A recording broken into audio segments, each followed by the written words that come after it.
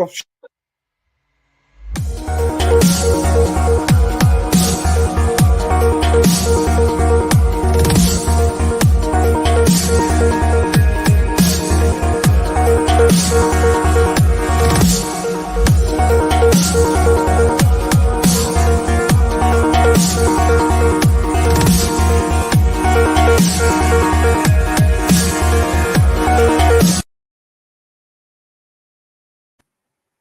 oh.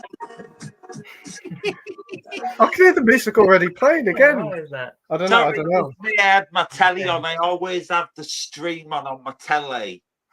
Oh, thank you for the extra view. Yeah. Oh, yeah. It's extra view, isn't it? Yeah, I never thought of that. Why, thank you. Yeah, I've got the same. I can't see the comments on my phone or anything, so I've got a live stream coming in from over here. Yeah, mine's Brilliant. up there. Oh, so we've only got 2 people watching. Oh, wow, okay. We've got loads of people. That's quite good. I am one of the people. There you go. It's gone up now. What's Are they muting the streams? Because I feel like I can hear it somewhere. Are they all muted, the streams? I can't hear nothing now. I'll mute now. No, mute on your TV if you're watching it. That's what I meant. Oh, mine's muted above because it's a monitor. It doesn't have speakers. Yeah. But if you're watching and not on the stream, don't mute it. Well, actually, you might as well because I'll be spewing some stuff tonight. Will you? I don't know. Yeah, spewing some vitriol. Spewing some stuff about Michael Fassbender and Benedict Cumberbatch. Okay, But we'll talk more about That's the nice thing about having a monitor because it's got no speakers, so it can't come back. Well, greetings everybody. Hope you're all doing well and keeping safe. And thank you for joining us for another Saturday night movie chat stream with me, Pete Playtendoguy, and I'm joined as always by the wonderful Amy. Hello. She's got a wonderful witch's hat on. Oh yeah, yeah, you're right there. Courtesy by Sainsbury's. Yeah, it's bought by Sainsbury's. Most of our stuff is sponsored by Sainsbury's tonight, isn't it? Very, very reasonably priced supermarket. Always bet on orange. Yeah. And I'm joined as always by Delboy, Retrozone. Hello. I'm just wondering whether Amy's a nice witch or an evil witch, I suppose we'll find out by the end of the evening. Yeah, I'll be behaving then. Don't cross me. Okay, MJ Speck is rubbish. Oh, wow. I didn't think you'd go there. Well, it's an easy one to remember. Wow. That didn't make my list, actually. I should have done. It sucks on so many levels. Yeah. I've also got the brilliant Batman. Hello. And tonight we're joined by a very special guest. He hasn't been on the stream for quite a while, but it's the fantastic Blue Justin. Cheers. Nice to be back. It's great to see you back as well. So tonight's one's going to be a bit of a Halloween special, and we're going to be talking about loads of Halloween horror stuff. We're going to be talking about our favorite and most underrated horror films, and we're also going to be taking your comments and questions. So be sure to leave plenty of comments and questions in the comment section down below, and we'll get back to you. So before we get into the comments, before we even get into the films and the comments, what are some of the films that you have been watching recently? So do you want to go first, Jamie? So I watched Venom 3. Oh, what did you think? I'm on edge here. So I'm a massive fan of Venom 1 and 2. I think Tom Hardy and the symbiote Venom, they've just got amazing chemistry. And it is Tom Hardy and Tom Hardy. And then, no, I know. I mean, that's why I said Tom Hardy and Venom, the symbiote. They just have amazing chemistry and banter. And to be honest, 3 was amazing. Really? Best in the trilogy? Really loved it. Even my cinema buddy I go to cinema with, he was actually going in expecting not to like it, and it was a surprise. And I thought it was amazing. I loved it. I laughed. I had a tear or two, but I've heard that I've heard people crying at it, and it's not. I'm not because of the gonna lie, quality. I had a tear or two, and it's like the ending scene was like perfect. Oh wow! Yeah. Is it close to a masterpiece? No, it's not a masterpiece, but the next film I'm going to talk about is on the level of masterpiece. Oh, So obviously, Venom 3 was amazing. I had a blast. It's fun. You're building up that tension for us. The film I watched last night was I went in completely blind with this. I know there was a lot of hype around it, or so much hype, and it actually lived up to the hype for once. A film lived up to the hype, and it can was. I guess what it is? Yeah. Is it The Substance? No, I've not watched that yet, but it was Bloody late hell. night. It was late night with the devil. Oh, even Wow. better, Yeah. even better. I went in blind, and I was like, wow. There it is. Yeah, that's it. That's pretty close to a masterpiece. It was like, wow. Favorite film of the year? I don't know. There's kind of, I've seen a few good stuff recently, so it's kind of. Wow, I'm glad to hear that's that it. you enjoyed it. When you said No Substance, I thought, oh, and then you said Late Night with the Devil. Brilliant. Better, yeah. I've Yeah. not seen Substance yet, but I do want to watch it. But Venom 3 was just amazing. I loved it. And great to hear that you enjoyed Late Night with the Devil as well. Did you see anything else this week? That was Ian? more or less it. Great stuff. So, what about you, Delboy? What have you been watching in the past week? Ooh. Well, because I was doing a Twilight Zone special on Thursday, I've been watching a lot of Twilight Zone. But all this week, there's been lots of horror films on. I mean, I watched X on Film 4 the other night, even though I've got it on as a steelbook. I mean, it was on Film 4. I've watched The Fog, I've watched The Thing, I've watched lots of those sort of like horror films. Let's see. I did watch Late Night with the Devil, just like you guys have got. These have turned up. Creep Show, the steelbook has actually turned up now. Nice steelbook. Magnificent Seven steelbook, which I was looking forward to. This one is more along our lines. Trick or Treat, the Arrow version of it. That's the new Trick or Treat, Oh, not yes, the 1980 something. That's the the one that's out Monday, isn't it? yeah, that's it. And as you know, Pete, because you saw the picture, Longlegs turned up, and Yeah, here's mine. Haha. and I'm looking forward to watching that this week. Ooh, Um, you So enjoyed that's an that. awful lot of stuff when you consider a whole season of Twilight Zone, plus I those know. 3 horror films, plus Late Night with the Devil, and I've got those to watch.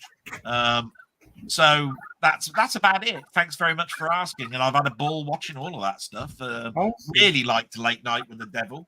You'll have to wait and see on whether I've added it to my list, Ooh, because That's- remember I saw The Substance last week. wow. Well, that's great to hear that you enjoyed Late Night with the Devil, and you've been Oh God, watching that was mind blowing, really. It is. we went to see it at cinema, didn't we? And we had a great time with it. A lot of people really enjoyed it.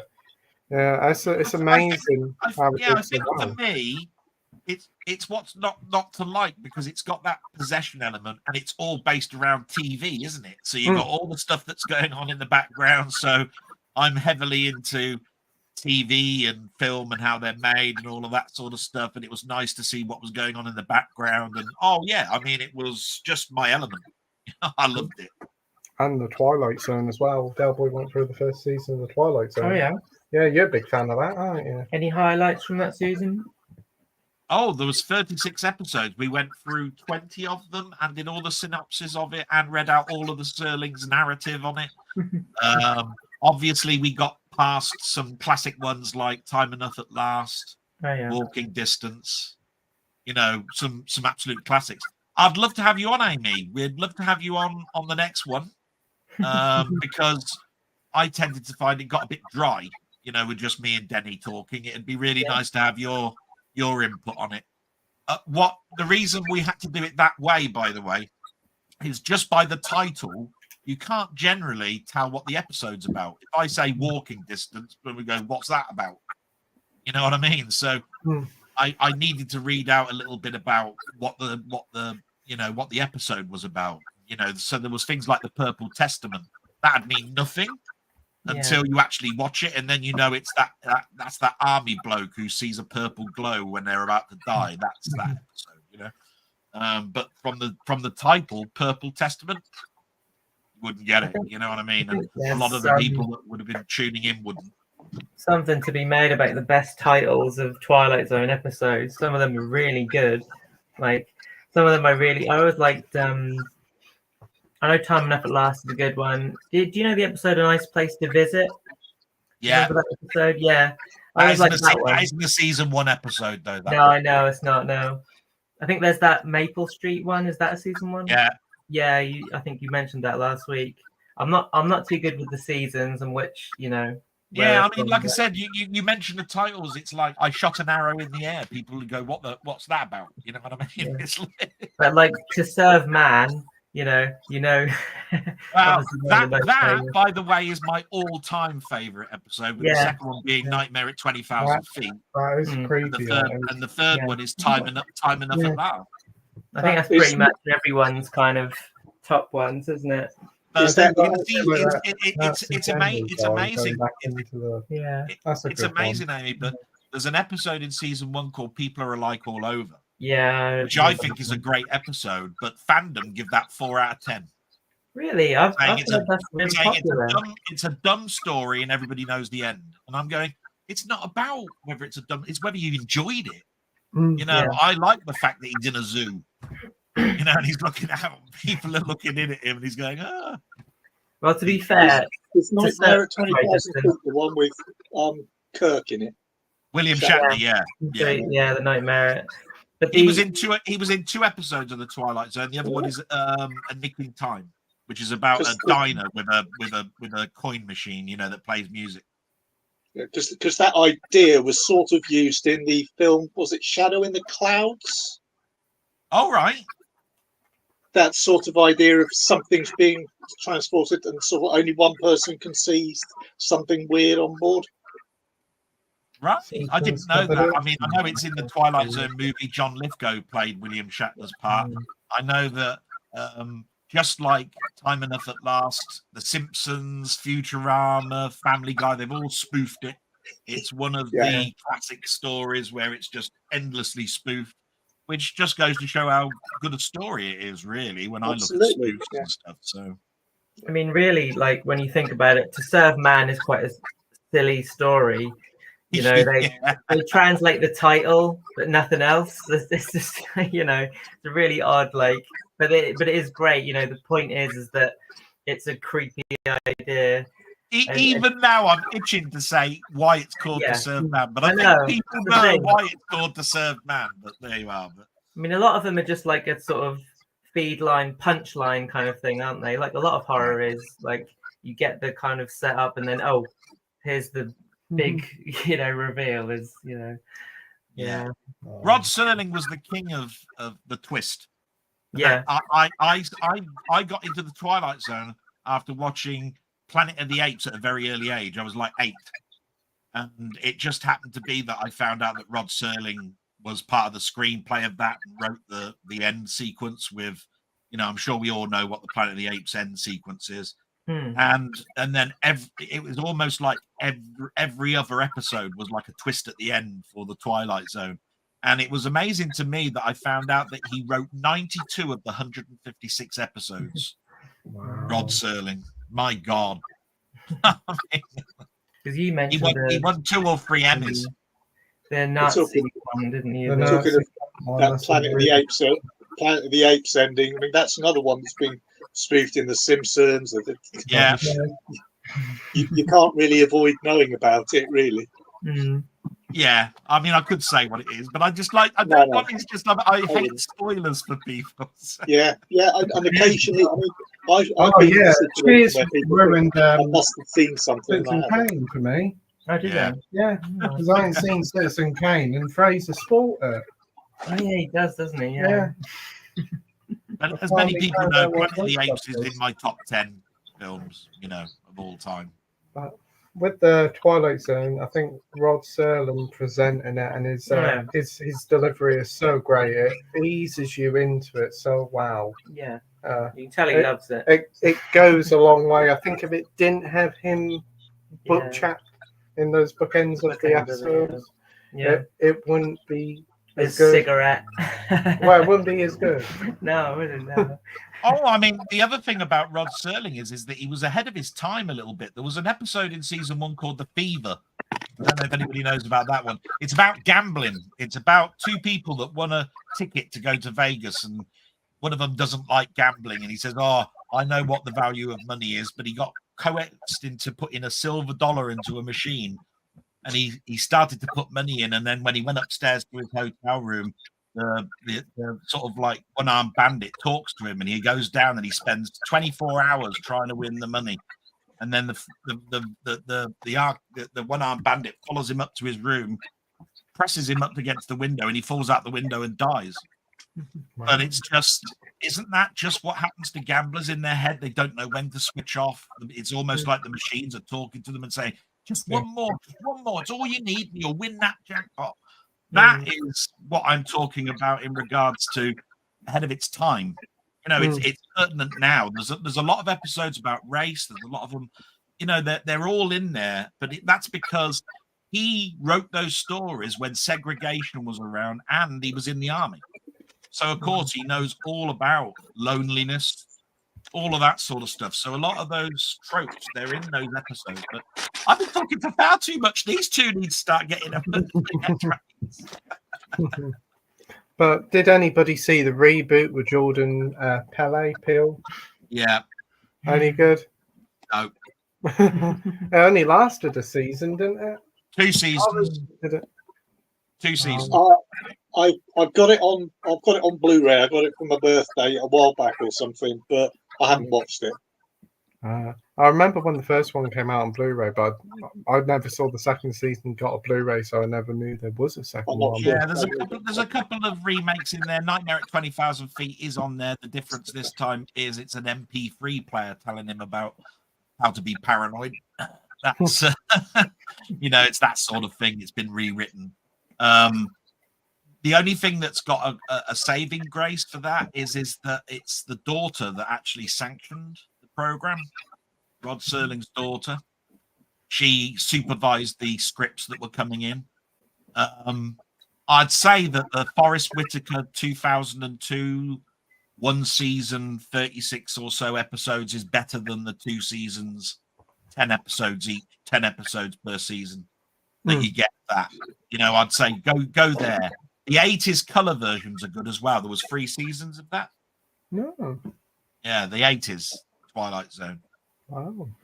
The other thing I was thinking in the Twilight Zone is sometimes you'll do something and you'll think, oh no, this is just like in a Twilight Zone episode, like Time and Effort Last. If I like want to play a video game and I don't do any plans with other people, I think, oh god, this is just like Time and Effort Last. I'm just like the guy in that. I'd rather do this than interact with people. Yeah. So, the amount of times I've bent over to do something and my glasses have nearly fell off. Oh, bloody hell. You know what I mean? If that happens and they smash, what am I going to do? The Futurama does a twist on that, I don't think they do, yeah. I want to say what it is, but it would give away the... Futurama, The Simpsons, Family Guy, they've all done that one. Okay. Yeah. Okay. Thanks very much for asking it, and it went well on Thursday. Thank you. Yeah. Oh, that's great to hear. So if you haven't checked out Delboy, and is it Denny who did it with you? Yeah, Denny. Yeah. Yeah. If you haven't checked out Delboy's and Denny's stream, go over to Delboy's channel and watch the replay of it if you'd like to know a bit more about the Twilight Zone. Oh, you got another one coming up to do with the Twilight Zone, then? Yeah, we're going to try and do it within a month, and I'll try and get Amy involved in that one. Awesome. Season 2. Yes. Awesome stuff. So, Justin, what have you been watching recently? Right. Well, I'll first up, it's very difficult for me to get to the cinema, so there's nothing that's going to be come of the sort of That like don't new matter. at the cinema. It'll be an old film. It's great to hear your opinion on Yeah. it. I've been catching up with a few favourites and things like that, and a few things that are quite new to me. In the oeuvre of this evening, I did watch, I don't know how far long ago it is, Satan's Slave, which I picked up on Blu-ray recently. Well, the extras and stuff are absolutely brilliant, but the film isn't much cop, I must say. It's, I can't remember, it's late 60s or early 70s. It's sort of like you can see the twist coming at the end. It's a little bit too obvious. It's sort of like cultish horror thing, as you guess. Quite a bit of 70s female nudity and worshipping and that sort of thing. But nothing's like that. You couldn't accidentally come across if you were just looking on the internet, even accidentally. What else did I watch? Saw Twisters, the new one. Got that on 4K. Not usually a fan of like disaster movies, but my wife is, so I thought we could watch that one together. Personally, I thoroughly enjoyed it. Haven't seen the original, so I don't, all these people who are going, oh, the original's much better, I can't really say because I haven't seen it. So maybe, it maybe that's a better thing that I went into it blind. Get up today. Today. Yeah, Oh, wow. get up today. I've seen it myself. It is a great film, and I haven't seen the first one either, Justin, and I thoroughly enjoyed it. I thought you had. I haven't. Thoroughly enjoyed it. I mean, obviously, quite a lot of the things you were there going. You spent a lot of the time going, well, that's going to happen, isn't it? And it did. But the characters worked well together. The story was amusing. The effects were spectacular. What more do you really want from a disaster movie? So it's a proper enjoyable popcorn film that feels like a 90s film and got no BS that modern day films have. It knows what it is and it has fun with it. Yeah, it does. Yeah, I'll agree with that. I love both of them, to be quite honest. And I think you can actually watch both and still enjoy them. You don't have to go, oh, that's beat for beat like that one, so why the hell did I watch it? It's a 90s film. It's got its roots in the 90s, and when you watch it, the performances by Helen Hunt and all of that, they're actually really, really quite good. When you watch the new one, the special effects are better, and you're just going, "Oh, I like this as well," and they just live in the same, in the same world. I'm so glad you like the second one. Anyway, that's brilliant. Yeah. The next one, against like Halloweeny type movies, I thought I'd sort of do a couple of rewatches, and that was one of the films that I like that seems to get a lot of bad press. That's Van Helsing. I don't mind it. I love Van Helsing. It needs a 4K and a sequel. Yeah, I think. Well, obviously, sort of like due to the ending, the sequel's a bit tricky. But I mean, some of the CGI, especially early on, is extremely ropey by today's standards. But it moves along at a cracking pace. The Brides of Dracula are lovely. And so, like, yes, loads. Basically, you could just tell that he's having. I mean, even though they say that one of the things that they point out, the populace has spoken, has said there's not enough good chemistry between the two leads. I would say it's not that bad. And they're both, good actors. Whichever sort of like preference you have, nice to look at. Hugh Jackman and Kate Blanchett. Kate Beckinsale. Kate Beckinsale. Sorry. Her from Underworld, yeah. Well, yeah, I think she's a bit better in Underworld. Yeah, I go with that. she's wandering about with a corset on, so there you are. Yeah, absolutely, with a sword. And so and they have good fun with it. I mean, they have a whole scene near the beginning where essentially they're equipping Hugh Jackman, and they're wandering through, and they're equipping him with stuff, and the sort of like Fryer is doing an impersonation of Q, going sort of like, "This is our latest such and such." It's just such a deliberate, laughing there's at a themselves. crossbow, isn't it, that also sort of like Yeah. flies around in a circle, isn't it? That's Yeah. right. And there's this hand grenade that goes as bright as the sun, but we can't work out what we're going to use that for. And the other one I watched recently was I watched Fright Night again. That's the original. Great stuff.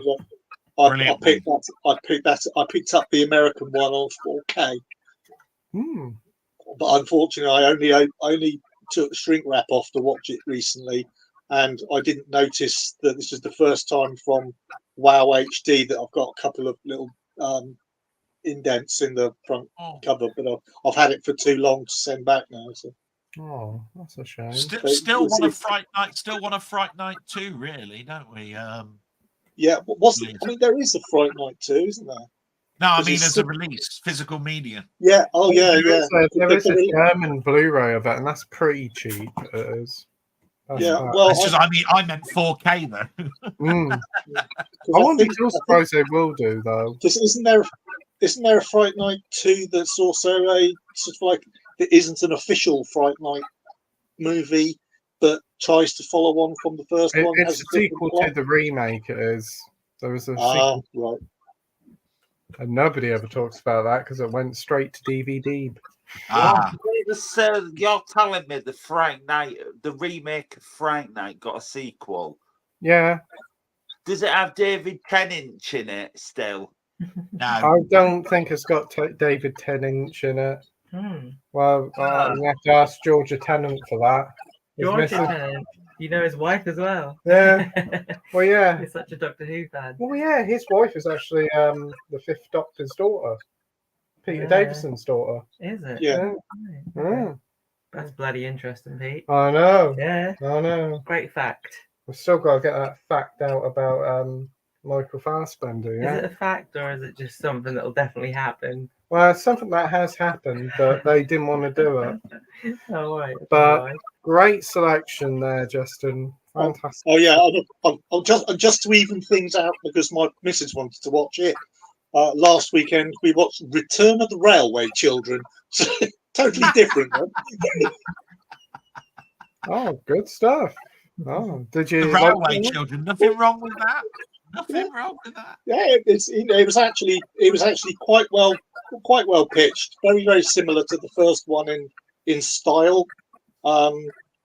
It had a couple of points to make about racism and stuff like that, but it didn't push them down your throat as much as an episode of anything from the BBC. So that's where Jenny Agutter's grown up, isn't it? Yeah, Jenny Agutter is now playing the same character, but she's playing the she's sort of almost she's playing the grandma, because the mother is actually the head of the school who takes in the children. Yeah, but it was decent enough watch actually. But yeah, I saw it a while ago. Can't quite remember how I saw it, but I went, oh yeah, okay. Just one thing, since we was on the subject of Twister, so I think it was about a couple of months ago, I watched Twister, the original, on Blu-ray. And the last time I watched it, it was on a VHS. It was on a tiny little VHS TV, and I couldn't remember hardly anything. I could remember like one scene that stood out. The cow. What? The cow. No, it was, the one where they go in the shed. A lot of cows in sheds. Yeah. It's the scene where they go in the shed and they hang on. That scene I can remember. And when I watched it, obviously I've got a sound bar, and I thought I'd have the volume a bit. And I did a little review on it. And the thing is, I thought it was amazing. It gave my soundbar a good workout. I cared about the characters. It did have an emotional punch because obviously Bill Paxton's not with us anymore, so that Yeah. kind of hit as well. But I had an amazing time. I had a blast. Oh well, that's It is an amazing disaster Yeah. film, but I am looking forward to the. Is it actually a remake or is it? Is it? No, it's not. it's just It's not a remake. It's like a reboot sequel. Yeah, it's, But I it's do want to watch the new one. I'm looking forward to it. But the original is like amazing, and it's just got a 4K release. It's just like a modern day sequel with a few It references. features different tornadoes, the Yeah. ones that featured in the Bill Paxton I bought version. the DVD because obviously I wanted to watch it because of the new one coming out. So I thought I'd get it on DVD cheap. And then Jamie Powell did his video when he was in HMB, his shopping vlog, and he showed Twister, the original, on Blu-ray because it was in CX and it's been expensive. It's been like £10 to £12 in CX. Yeah. yeah. And then a few months ago, I went in HMV and I just asked them and says, "Have you got Twister on Blu-ray?" Because after I watched Jamie's video and they had it for like $7.99. I've still got the Laserdisc of it. Oh. Oh wow! Do you watch them? Yeah. So is Laserdisc worse than DVD, or is it Yeah. slightly better than DVD? No, it's worse, but it was better than VHS, so it's the middle ground between the two. Or so it's like VHS, Laserdisc, DVD, for Blu-ray and 4K. Then Yeah, it's an analog. It's an analog medium, but what you have to understand is when I was buying Laserdiscs, widescreen was in its infancy. You used to be able to rent videos out, and they would be pan and scan, awful like stuff. You bought the Laserdisc, and you'd have a THX encoded widescreen presentation of the film, and it would normally not have even been out over here. Yeah, because I was buying them from the States because Yeah. I had a multi-region Laserdisc player, so I was watching them at the same time as they were at the cinema. So Did you have any of the early James Bond laser discs? yeah, Because those are the ones with which Cubby Broccoli withdrew because he didn't like the commentaries on. that's I right. saw a YouTube video with a compilation of some of the commentary comments recently. Now, if It's absolutely brilliant. if I remember rightly as well, the Japanese editions are the same ones over there, and if you bought the Japanese ones, they were slightly better quality as well. Video, and I've still got my Laserdisc. The most expensive Laserdisc set I've got is the original Star Wars Definitive Edition, which is a huge, great, big, massive set, which comes with a book.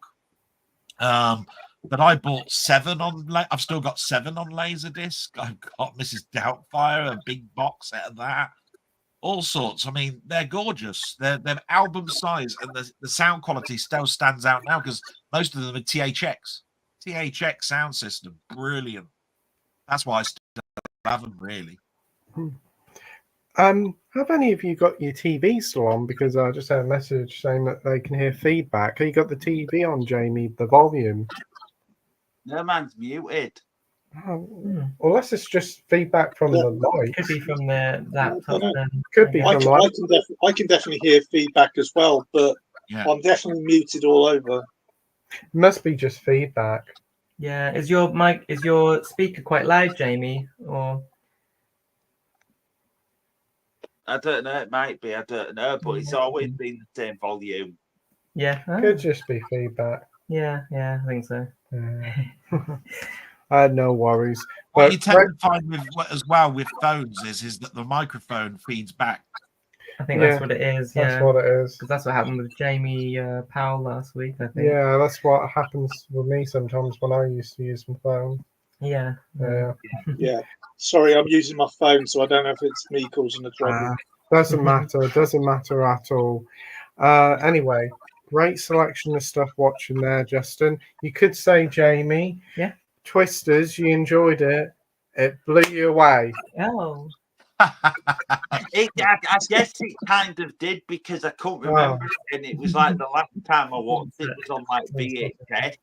So it was an amazing experience, and I had it on nearly full volume anyhow, so I had a good I got the experience, the best experience as I could.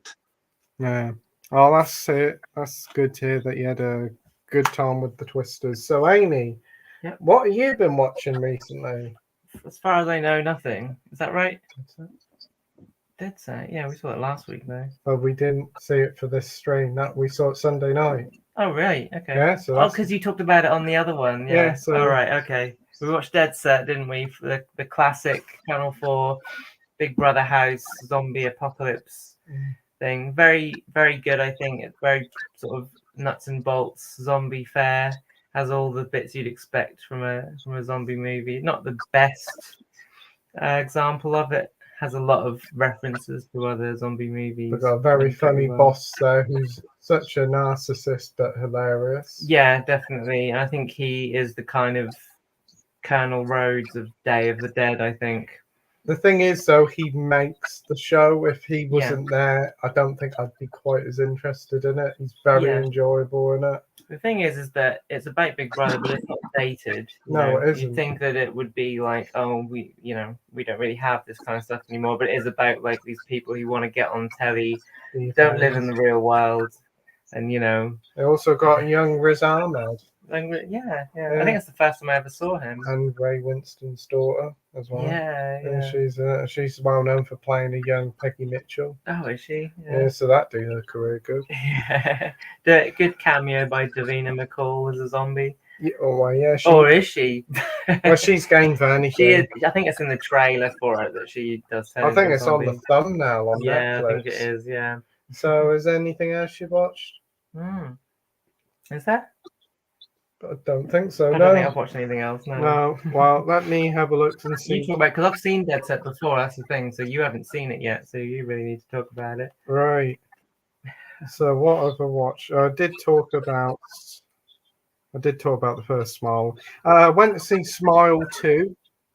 Didn't like the first Smile, but really enjoyed this one. I thought Naomi Scott was brilliant, and I think she definitely is one of the best performances in the whole film. Without spoiling it, so is Smile 2 a direct sequel? Yes. Oh, that's all right then. Yes. You have to watch the first one before watching the second one. I have seen the first one. I need to watch it again because I'm kind of.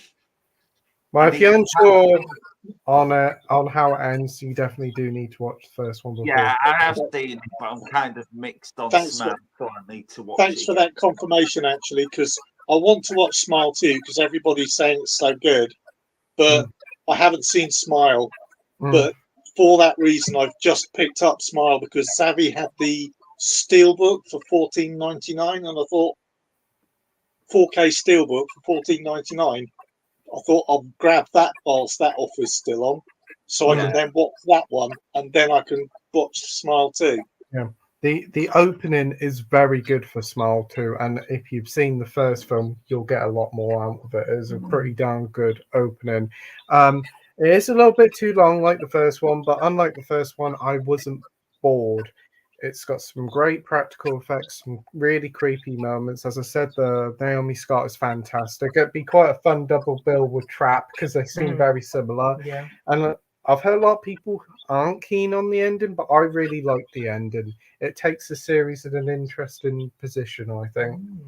So, yeah, I really enjoyed that. And we also watched Dead Set. I enjoyed it. I thought it was a lot of fun.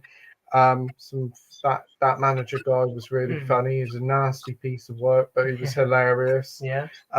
What happens to him and the way he bows out is quite funny. Yeah. Very gory for Channel 4 it is. And it is quite apt to watch it because there's going to be something rather similar on, isn't there? Yeah, that Ben Wheatley Generation Z, which looks like it's borrowing something from there. Probably, yeah. So that would be quite a good one. I don't know whether it is on 4OD, but it is available on Netflix for a few days. So if you haven't seen it, definitely recommend checking that one out. It's a fun couple of hours.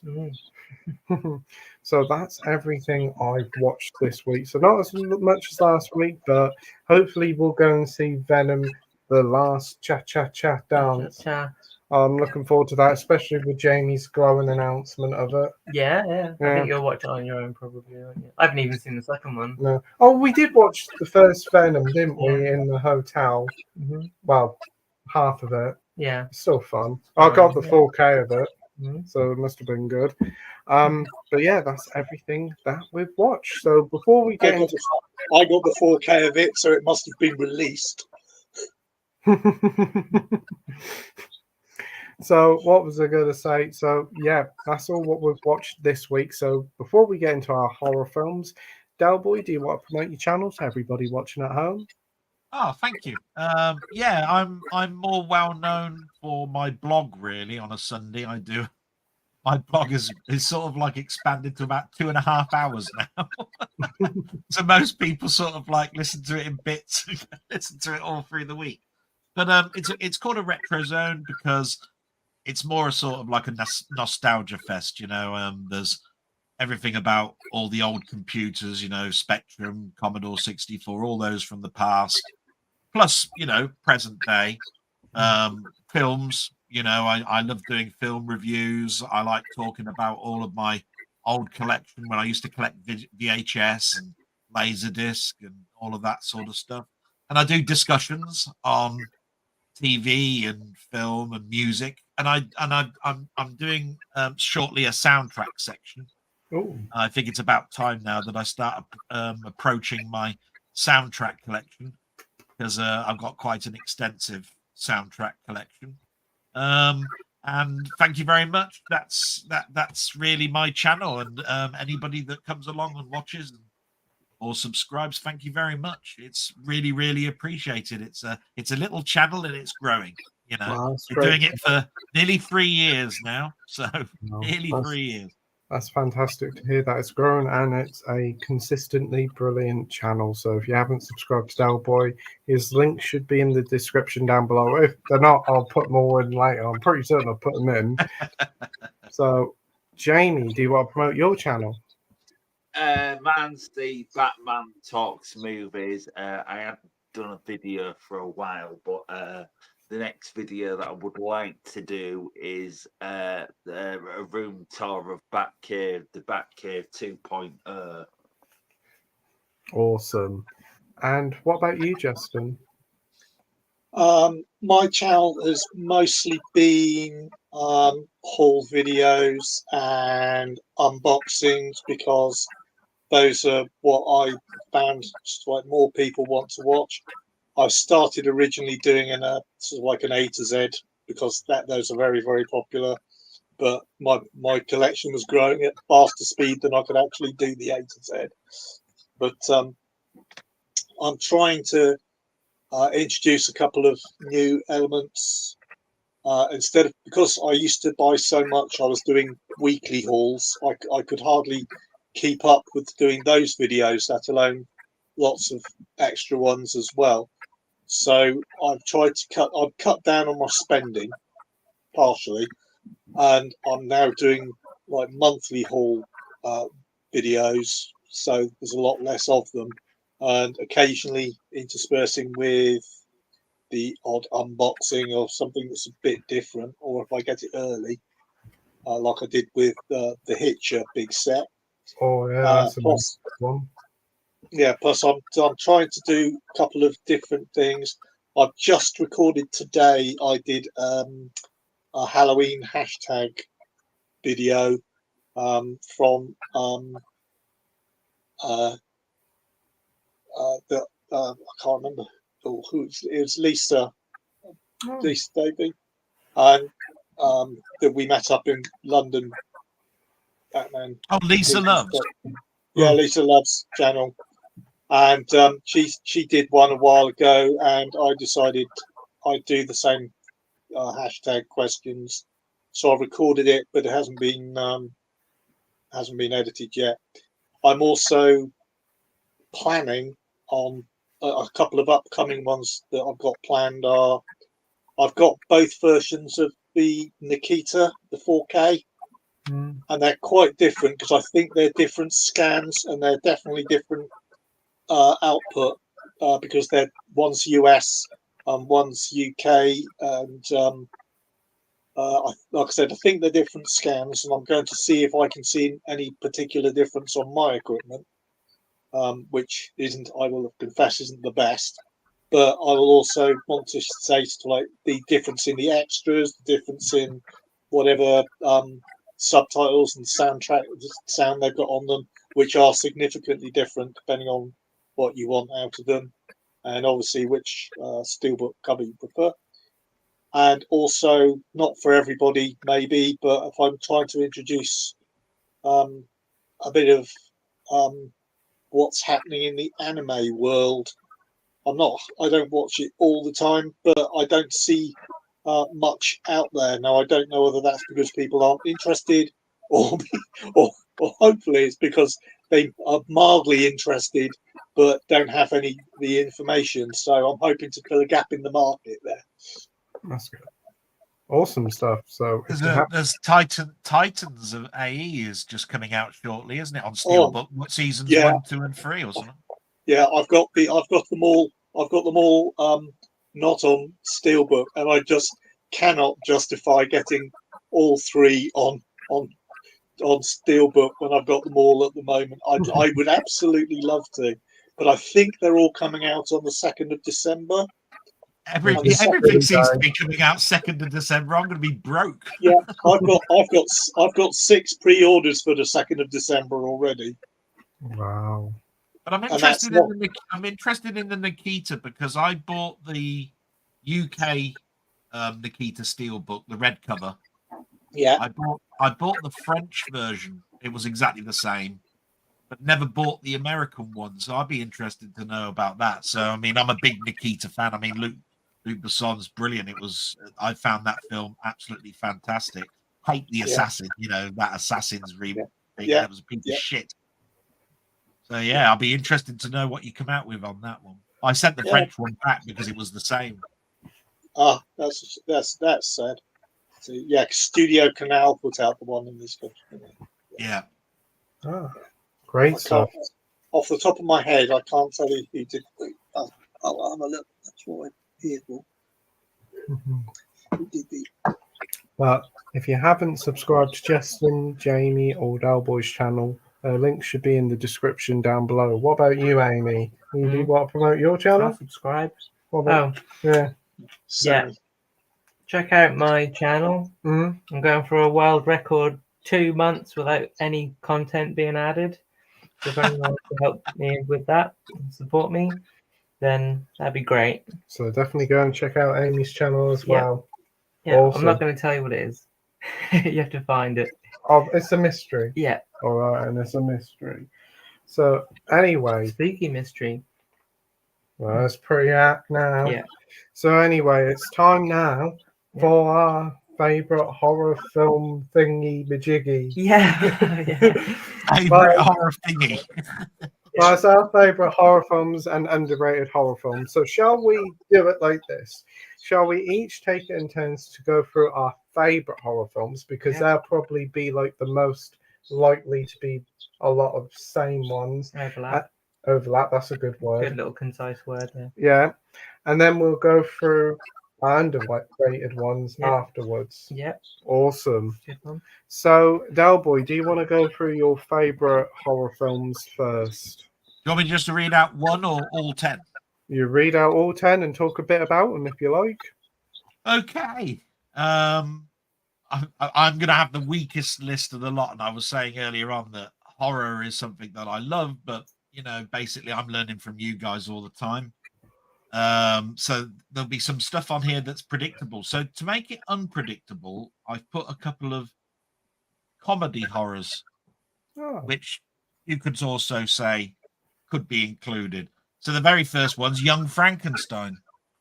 Ooh, very good. I love Young Frankenstein. Mel Brooks, absolutely fantastic. Is that Gene Wilder? Yes. Yeah, I've not seen it. Genius. I mean, it just goes so well because one of the others that is in my list I'll talk about a bit later on, but basically it's a spoof. So I mean, it's got all sorts of different horror bits in there, which is why there's one other comedy that's in here, and I'll mention it now just to get the comedy ones out of the way. Carry On Screaming. I've got to watch Carry On Screaming in October. Bloody hell! It's just one of the things that you got to do, isn't it? So right, here's the harder stuff. So the newest one on here is Late Night with the Devil. Great. Saw that this week, loved it. From Beyond the Grave is just one from my childhood. If anybody knows about it, it's an anthology horror. Peter Cushing's in it. He owns a little antique store that when they come in, they take an item away, but usually they've ripped him off. Something nasty happens to them. Just fantastic. And the other anthology on here is Creepshow. Now, I know that's not one that Pete particularly likes, but No. the whole comic book aspect of it, the little twists at the end, you can imagine it's got those twists, and it's those twists like Planet of the Apes that makes me keep going with those. The oldest one on here is Bride of Frankenstein. Right. It's a definite stay point of me to watch that. It's my favorite of the 30s Universal horror set, and it's better than the original Frankenstein. Yeah, I agree. I don't think you could not have the others that are in this list. There's Nightmare on Elm Street.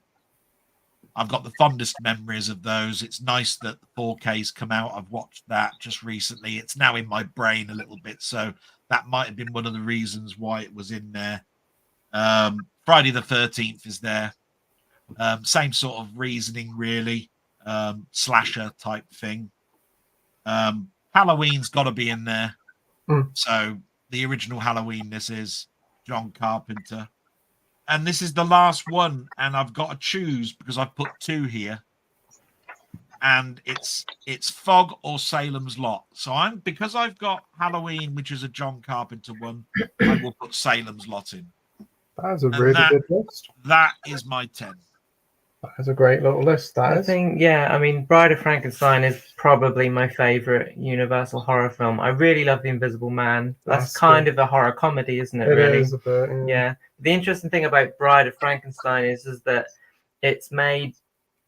So when they went from silent movies to talkies, they didn't used to put scores in. So when you watch the first Frankenstein, the creation scene doesn't have this like glorious soundtrack. It's just silent, and you get like the creation. But in Bride of Frankenstein, there's this like music that happens, this like this glorious like music that's also kind of foreboding as well. Adds a lot to it. Yeah, I think the creation scene in Bride of Frankenstein is a bit more spectacular. Apparently, King Kong was the first film to have a score and talking at the same time. Yeah, but it's very melodic, actually. The Bride of Frankenstein. It is there at the end, it is there at the beginning, but it's actually prominent through the film, and that's what I noticed about it. Frankenstein did have a score, but it was sparse. It's the same composer, believe it or not, of Frankenstein and Bride of Frankenstein, but then again, there's only a couple of years between the two. The thing I like about Bride of Frankenstein is when she came to life, it's the oh God, I'm gonna be your mate. I don't think so. It's almost like you're a monster, and yet she's a monster, and it's that this isn't gonna work, and it's sort of like that. Do you know what I mean? I'm not explaining it. I'm not explaining it very well, but no one ever thinks they might not get on. But the woman, I don't. This is probably wrong, but the woman who plays the Bride of Frankenstein later went on to play the nanny in Mary Poppins. Mary Poppins, who gets sacked before Mary Poppins comes along. I think that's true. I think that's true. Yeah. I first said Titanic, and I think it might have been a bit of an age discrepancy there. The Titanic fact was that the partner of the Invisible Man is the old lady in Titanic who's talking. All right. So there's some like common decency. Yeah, common decency. Yeah. My school film club actually like knew its stuff, and it showed Frankenstein and Young Frankenstein on consecutive weeks to introduce us to we could see why the jokes were funny. To make sure we'd seen the original, so we got the references. Yeah. But that is a great It's website, probably isn't it? why I've got Young Frankenstein and Bride of Frankenstein Yeah, down this there. I is- just think that they sort of like really go well And it's a together. really cool pick to have Carry On Screaming. That is a Yeah. really underrated Yeah, one. really good. Yeah, That is, and it's probably the best Carry On I film. would think. Yeah, it's only the only one I like. Oh, So- Carry On Screaming is just a hoot, really. Yeah, it also gets my good votes for me because it always goes down on my favourite films from the year of your birth because it's 1966. You also Ah. got in it, and Yeah. Step Toad. Steptoad. What is that? Step Toad. Steptoad. That's what happened. Sounds If like you, a- That's what happened if you step on his toe. Yeah, sounds like a Pokemon. I choose you, Steptoad. Step Toad. Although there's some comments that in there, I'm just going to let Legacy Numbers know. His knowledge, Sammy G's knowledge of Planet of the Apes is nowhere near mine, and that I'm saying that tongue in cheek. But I've been around a lot longer, and I've seen a lot more times than he has. He says his knowledge is second to none. I have to get a dig in. That's the about the anthology movie that you chose. I mean, I think Twilight Zone probably was the inspiration behind every single horror anthology that's come out since, and they've never really managed to. I guess if you only have like 3 or 4 stories to do in a movie, it's difficult to make them all hit. And obviously, not every Twilight Zone episode was great. Within the very first 3 episodes of Twilight Zone season 1, it's actually a homage to the chess scene. You know, where they're playing chess for their lives. You know, Well, and that the seventh- famous. And the Seventh Seal, you mean the Yeah, Death playing against Max von Sydow, yeah. Sidov, whatever it is. Like I said, that came after that Twilight Zone episode. More famously known in Bill and Ted's Says- Bonus Journey. But what about you, Jay? What's your favourite horror films? I'll start with the obvious. My favourite horror Can I film take a whilst ever. whilst What? the Batman's doing his? I'm just going to pop out for a sec because I've got to take my my pills. Mate. Yeah, So- okay. So I'll start with the obvious. My favourite horror film ever is the original Saw, just on its 20th anniversary. Halloween 2018. I'm not saying the original. No. So Halloween 2018 is an absolute. You know what? I might actually be on the board of that one, saying that 2018 one's a little bit better than the original. Wow. I like that one. You a lot. know, Jordan Movie Worm. Yeah. He's doing a video of Halloween. He's Hot takes. doing a Halloween video, and he's taking. Is it hot takes or Halloween? Yeah. Halloween opinions. I sent him a voice message about a minute and 26 long, and yeah. You got Halloween hot taken? Yeah. It'll come up. Yeah, I think it in the will, hot take voice note. Yeah, Halloween 2018. It 2017, not the original. It is an absolute masterpiece and quite possibly the best horror film we've had in years.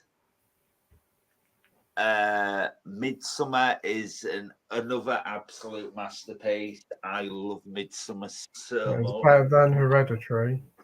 I like Hereditary as well. That's a masterpiece. Ooh. Toni Collette was robbed of an Oscar for her amazing performance.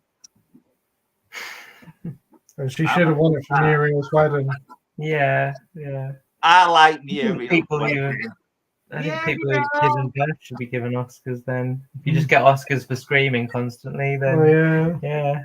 The thing with Kurt Russell, that's an absolute another one of my favourites. Yeah. That Which one's the thing with Kurt Russell?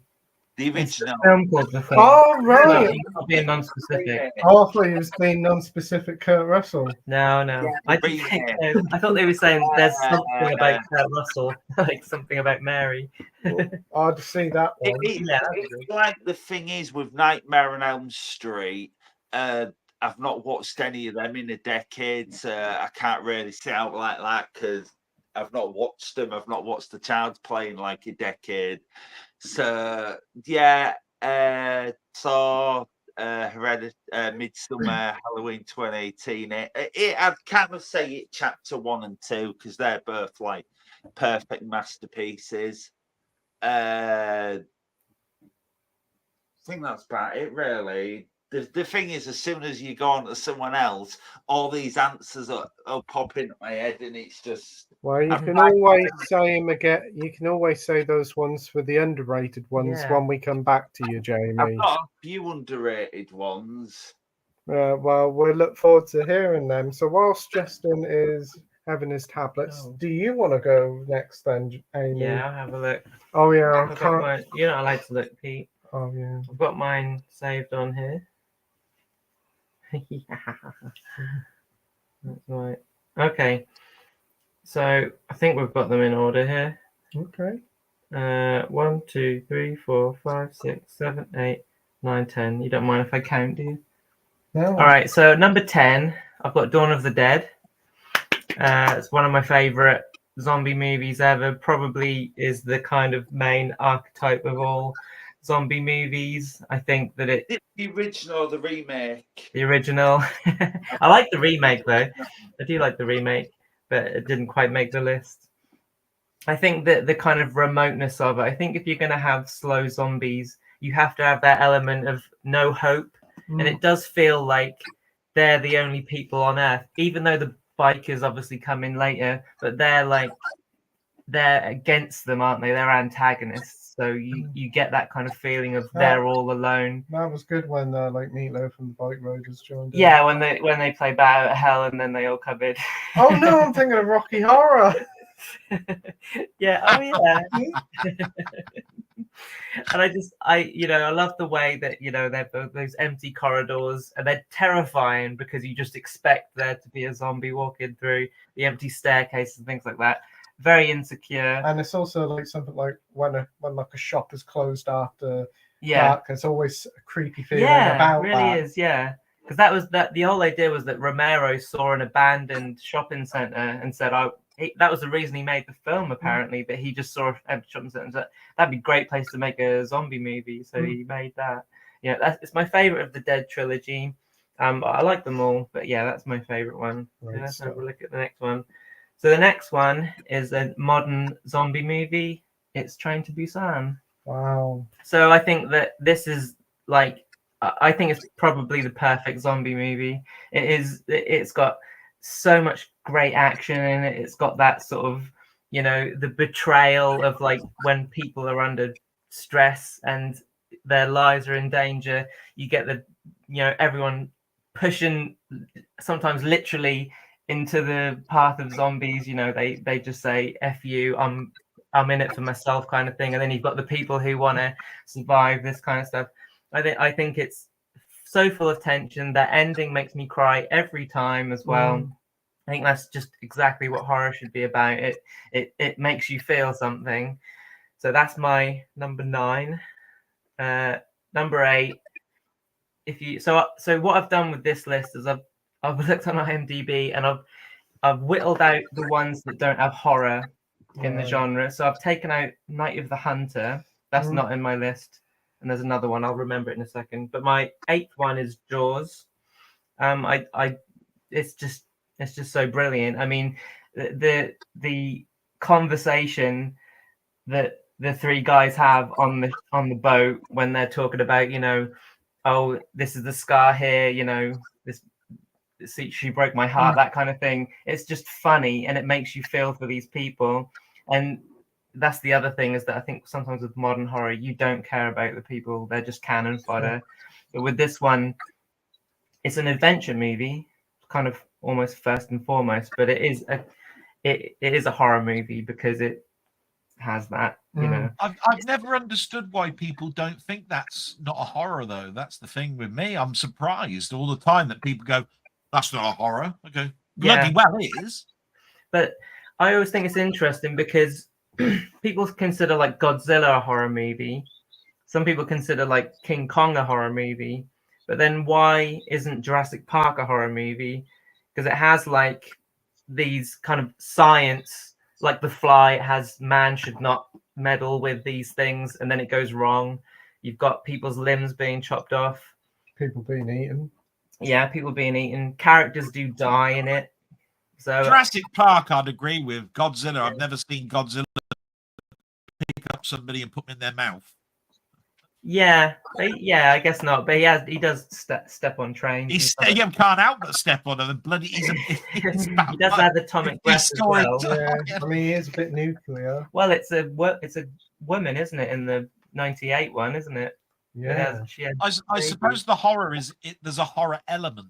Yeah. But with Jaws, it's all about a man-eating shark. Yeah. I mean, the whole emphasis is this thing eats men, you know, or you know, humans. And women. If you watch the start of the film, and you've also got dead bodies that you see in boats that have been out there. I mean, as far as I'm concerned, you couldn't get more horror. And it really tried. Bloody as well. Yeah, because you have that obviously really scary moment in the boat under the water with the dead body, and in Jurassic Park they say, "Oh, I think this was Gennaro," and then Laura Dern's like, "Oh, I think this was too," but they don't actually show the body. No. So there's that could be the difference, but you do get to see Sam Jackson's severed arm. That's not a spoiler. Yeah, it's a pretty old film, but yeah. But anyway, so I was going to say something else, but I can't remember what it was now. We'll carry on with the list. Okay. So my next one is Wreck. Have I stepped on your toes there? Ooh.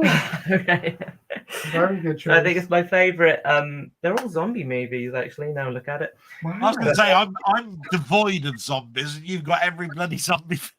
Yeah, well, I think zombies are actually my favorite horror kind of character. I've never been into vampires so much. I think it's a good idea for a beast, but I don't think it's ever executed that well. But so what was it? Wreck. So Wreck is terrifying. It uses the found footage genre very well. You like the main character, and I think it's probably the biggest feeling I've got of being there. Like, if I'm it's actually believable. Yeah. You feel like you're unsafe when you're watching it. You know, let alone if you're actually in it. I actually skipped one. So my number before, whatever number that was, it was Deep Red. Oh, Profondo Rosso, yeah. Dario Argento's Deep Red. It's one of my favorite Dario Argento films. It's very cool. The soundtrack is brilliant. I think it's the first time he worked with Goblin, or the Goblins, as they're sometimes called. The relationship between David Hemming's character and Carlo, I think, is really interesting. And apparently Dario Argento based this on his feeling about Michelangelo Antonioni. So he always thought he was the trash director, and Antonioni was the genius. So he saw himself as Carlo, and like that David Hemmings is the kind of genius piano player. There's a lot of like interesting symbolism in it, and I think if you watch it, you should watch the commentary as well, because it has a lot of interesting stuff in it. So that's my great kills in it as well. Suspiria, always been one of my favorite films. Obviously, Assault on the Senses, so much going on, so much blood. It's like the most unhinged film you can see, really. I should rush through these, really. I'm going on for too long. I'm loving hearing it. My number 4 is The Wicker Man. I've always loved The Wicker Man. Wait, which one? The remake, isn't it? Seriously. I just think the bees. No, I'm joking. So the obviously the Christopher Lee version. It was his favorite. Get out! I'm sorry. Controversial opinion. I prefer the remake with Nicolas Cage over the original. Oh, I love I love the Nicolas Well, Cage there's got to remake. be one fan out there. Yeah. I love the remake. It needs a Blu-ray release. It's entertaining, let's just say. It is. I like it. Yeah. I've never seen the remake, so it could be better. I don't know. I can't say. But the original Wicker Man, I just think it's such an unsettling film. The soundtrack is brilliant. I love listening to the songs in that film. It's almost like a musical in some ways. It's Christopher Lee's favorite film, I think, that he made. At least he said that once. He probably changed it some other time. But yeah, that's one of my favorites. I missed the title of that one. What was it? The Wicker Man. Oh, The Wicker Man, yeah. Yeah. My number 3 is The Texas Chainsaw Massacre. I think it's one of the greatest horror movies of all time. Probably the one that lives up to the hype for me the most. That kind of thing. Repeat. It's only a movie. It's only a movie. You know. After you, what's it? What's the other tagline to it? Anyway, Breathe. I can't remember the other Breathe. one. No, it isn't that one. After you've stopped screaming, you'll start talking about it or something like that. Anyway, it's something like that. But yeah, it's terrifying. It's just as bad as you think it is. There's no blood in it, which is the most interesting thing that everyone always talks about. But yeah, it's one of my favorite horror movies of all time. It is constantly terrifying. People think that it's going to be like one of the remakes, because the Texas Chainsaw remakes are exactly what it could have been, and luckily wasn't. Yeah, it's the suspense and the shock. Environmental storytelling, hasn't it? Yeah. It has all the environments are fantastic, and it tells its own story as well. Yeah, because all the houses have these like rickety doors as well. So again, you've got that idea of being insecure and everything. You know, it's like that. What's it called? You don't know if you're ever going to fall through the floor. Like I said, it's the suspense and the shocks really in that one.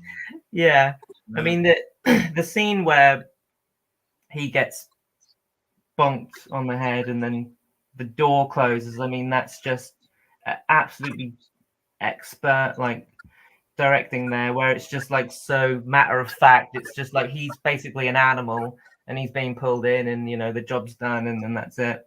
But obviously for us it's scary, but for him it's just. Well, there's one funny moment, Franklin. Yeah, you don't like Franklin, do you? No. But yeah, and Leatherface is the matriarch of the family. He's supposed to be like the kind of wife kind of thing. He does the cooking and the cleaning and that, which is explored in other films in that franchise. So number 2, the one film that doesn't have horror at the start but it does say fantasy horror is Eraserhead. Wow. It's one of my favorite films of all time. Very strange film. I do think it has this constant sense of dread about it. It's very weird. It's very it's very unsettling. I think the tagline is a nightmare of unsettling things or something like that. But the ending always makes me cry when the thing, you know, I'm not going to say obviously, but the whole idea of his life just makes you really nervous. And my number 1 is The Exorcist. It's my favorite movie of all time, and it's brilliant.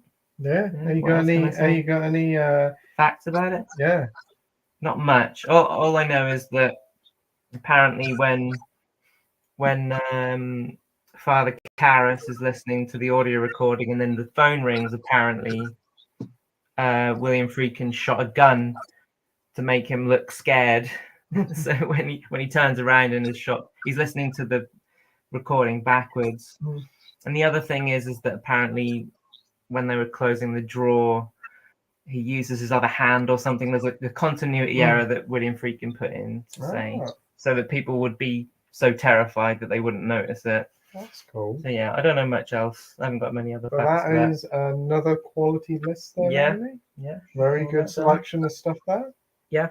Brilliant. I try not to put in too many obvious ones. They're the ones that are most special to me. I've got a lot of obvious ones. Oh. Well, we'll see. They aren't. But we'll wait and hear mine and let Justin talk about his favourite horror films. Right. Well, like I said, I haven't specified numbers, so better stop me at 10, I suppose. I essentially put down various lists in. I put down to some of my favourites that are pretty well known, and other ones that are less well known that I and other ones that are personally I think are more sort of like ones that I like, but I know they're really bad movies and I don't care. But yeah, okay. So if I'm going through some of my favourites, I think I'm the opposite to Amy. Not usually a big fan of zombie movies and absolutely love vampires. But on the other hand, I do think what's it? Return of the Living Dead. I found That's hilarious. I found that was brilliant. I saw that at the cinema when it was released. Actually.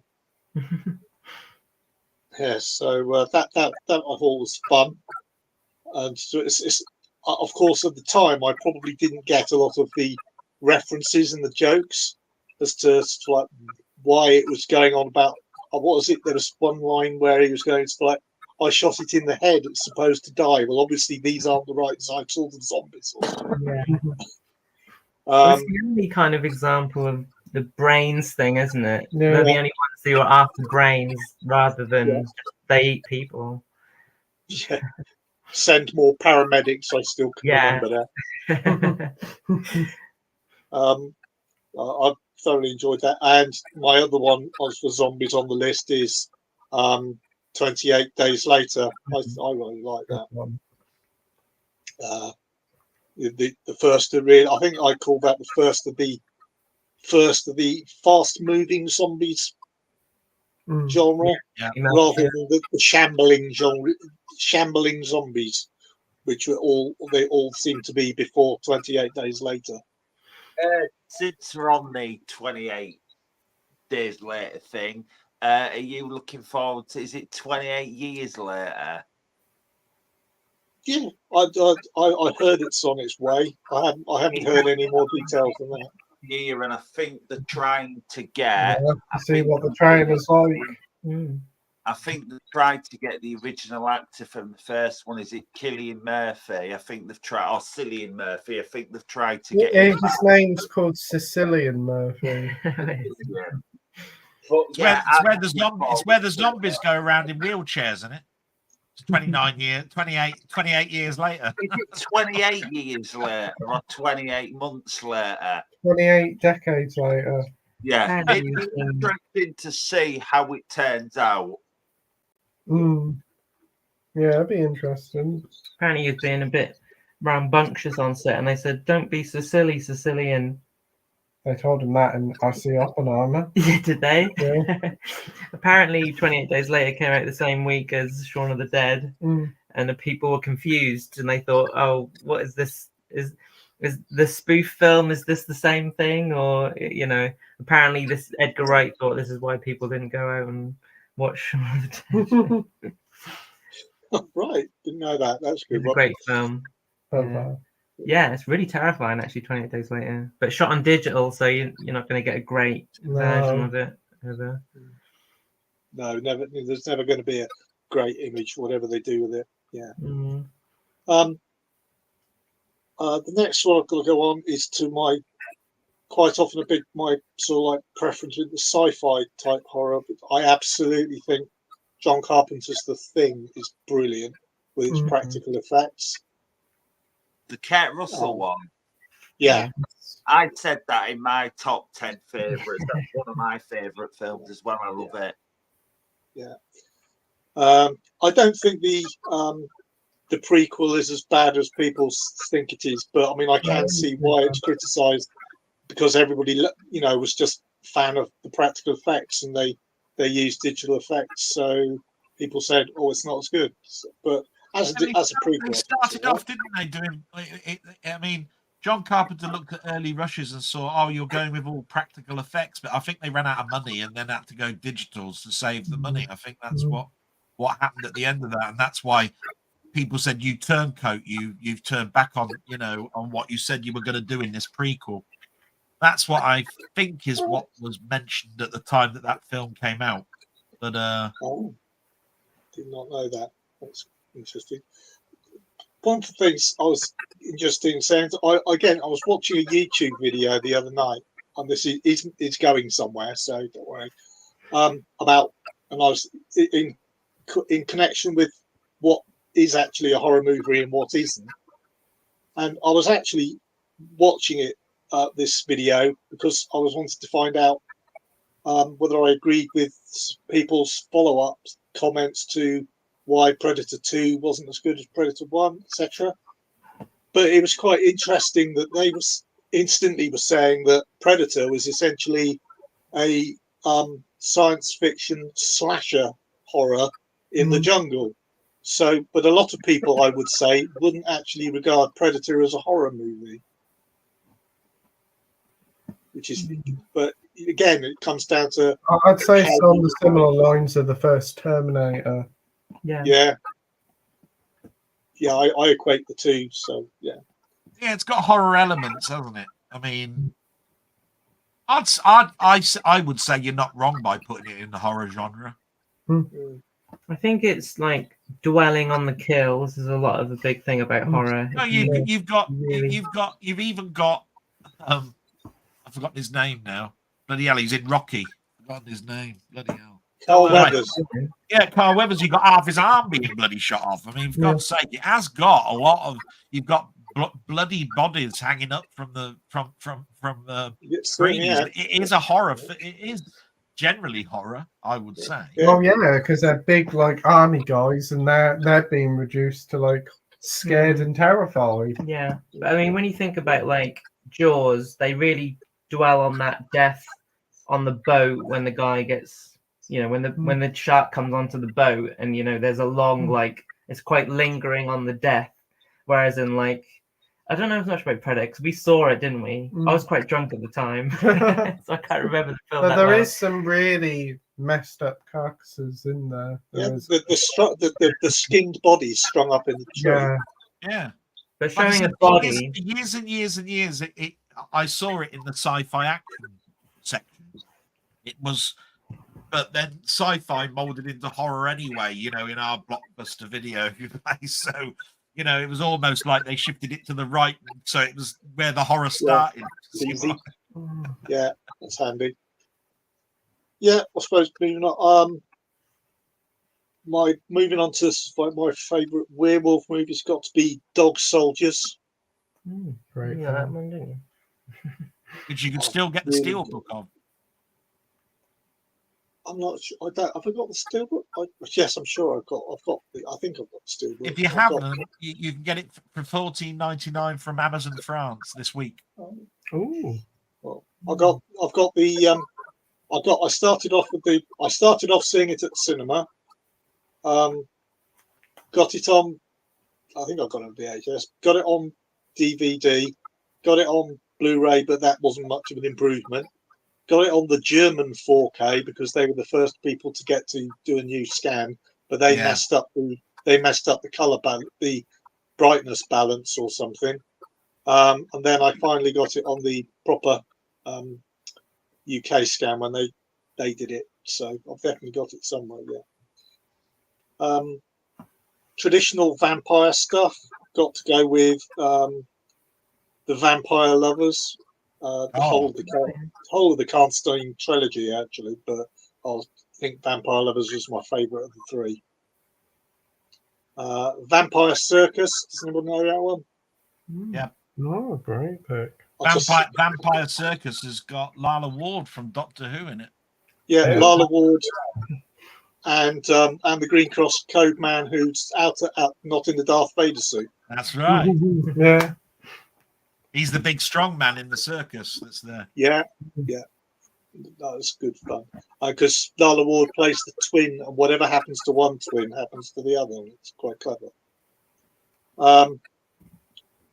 More recently, because that was really I think that Vampire Circus was the last Hammer film to try and get vampires popular again, and it didn't work as well as they'd hoped. And then, of course, what did happen is that it totally switched around in the 80s, a few years later, when another one on my list came in, and that's The Lost Boys. All right. Was Vampire Circus the last time Hammer had tried to attempt to do vampires in the period piece. I'm really Because not. I'm not sure. I think even Chris, like Christopher Lee's Draculas were all set in the 70s. Yeah, they were. The final So I were. think it was the last period piece vampire that they tried to do. Yeah. Yes, and that was it. So yeah, and then we had, like I said, we got Lost Boys coming in, which is one of my favourites, probably my favourites. That obviously came out at exactly the same time as Near Dark, the Catherine Bigelow. I was going to say, but that would have been hard push to choose that one because in Near Dark I'd have gone over Lost Boys. Yeah.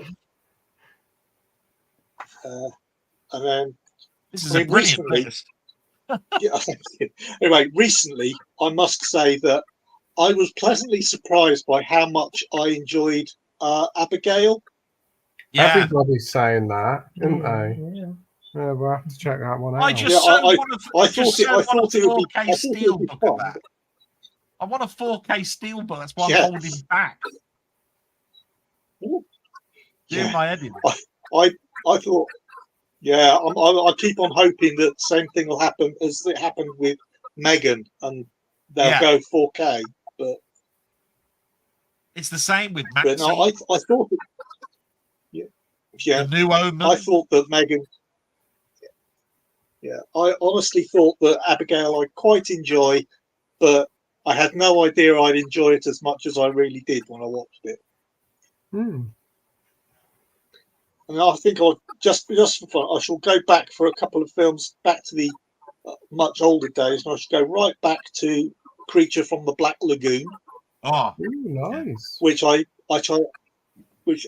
thought was absolutely brilliant. Apart from the fact that obviously it makes no sense whatsoever that a lizard creature, the woman's there being totally shocked by how ugly the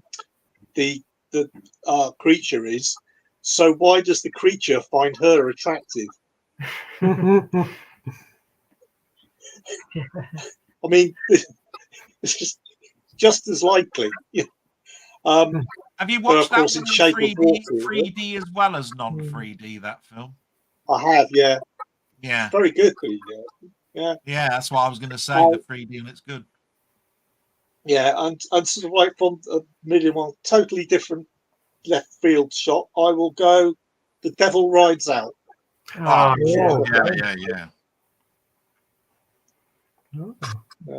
Christopher Lee in a rare I'm a good guy. Pick that up, or did you? Did you? Yeah. Oh, you did? Yeah, I remember, Yeah. Oh, awesome. But brilliant list there, Justin. Great selection of different genres and decades. Well, they're the same genre, aren't they, Pete? They're horror, remember? Decades. I mean. Oh, right, okay. Well, subgenres. Subgenres, yeah. A bit mixed subgenres, yeah. I think it's quite good. It's the hardest list I've ever had to do. You want to see how many of these that I've got from your lists in this that I've gone, no, I'll put that one in, because I've bought The Thing about 14 times, and you'd go, why have you not got that in your list then? And it's like, because I've had to whittle this down to 10. And well, I mean, I've got like Evil Dead, Alien. I mean, there's loads of films that I could have put in there, but I didn't because I thought I just don't love them as much as these ones. Oh, but, I love the Thing. But and the Thing as well. The Thing is great.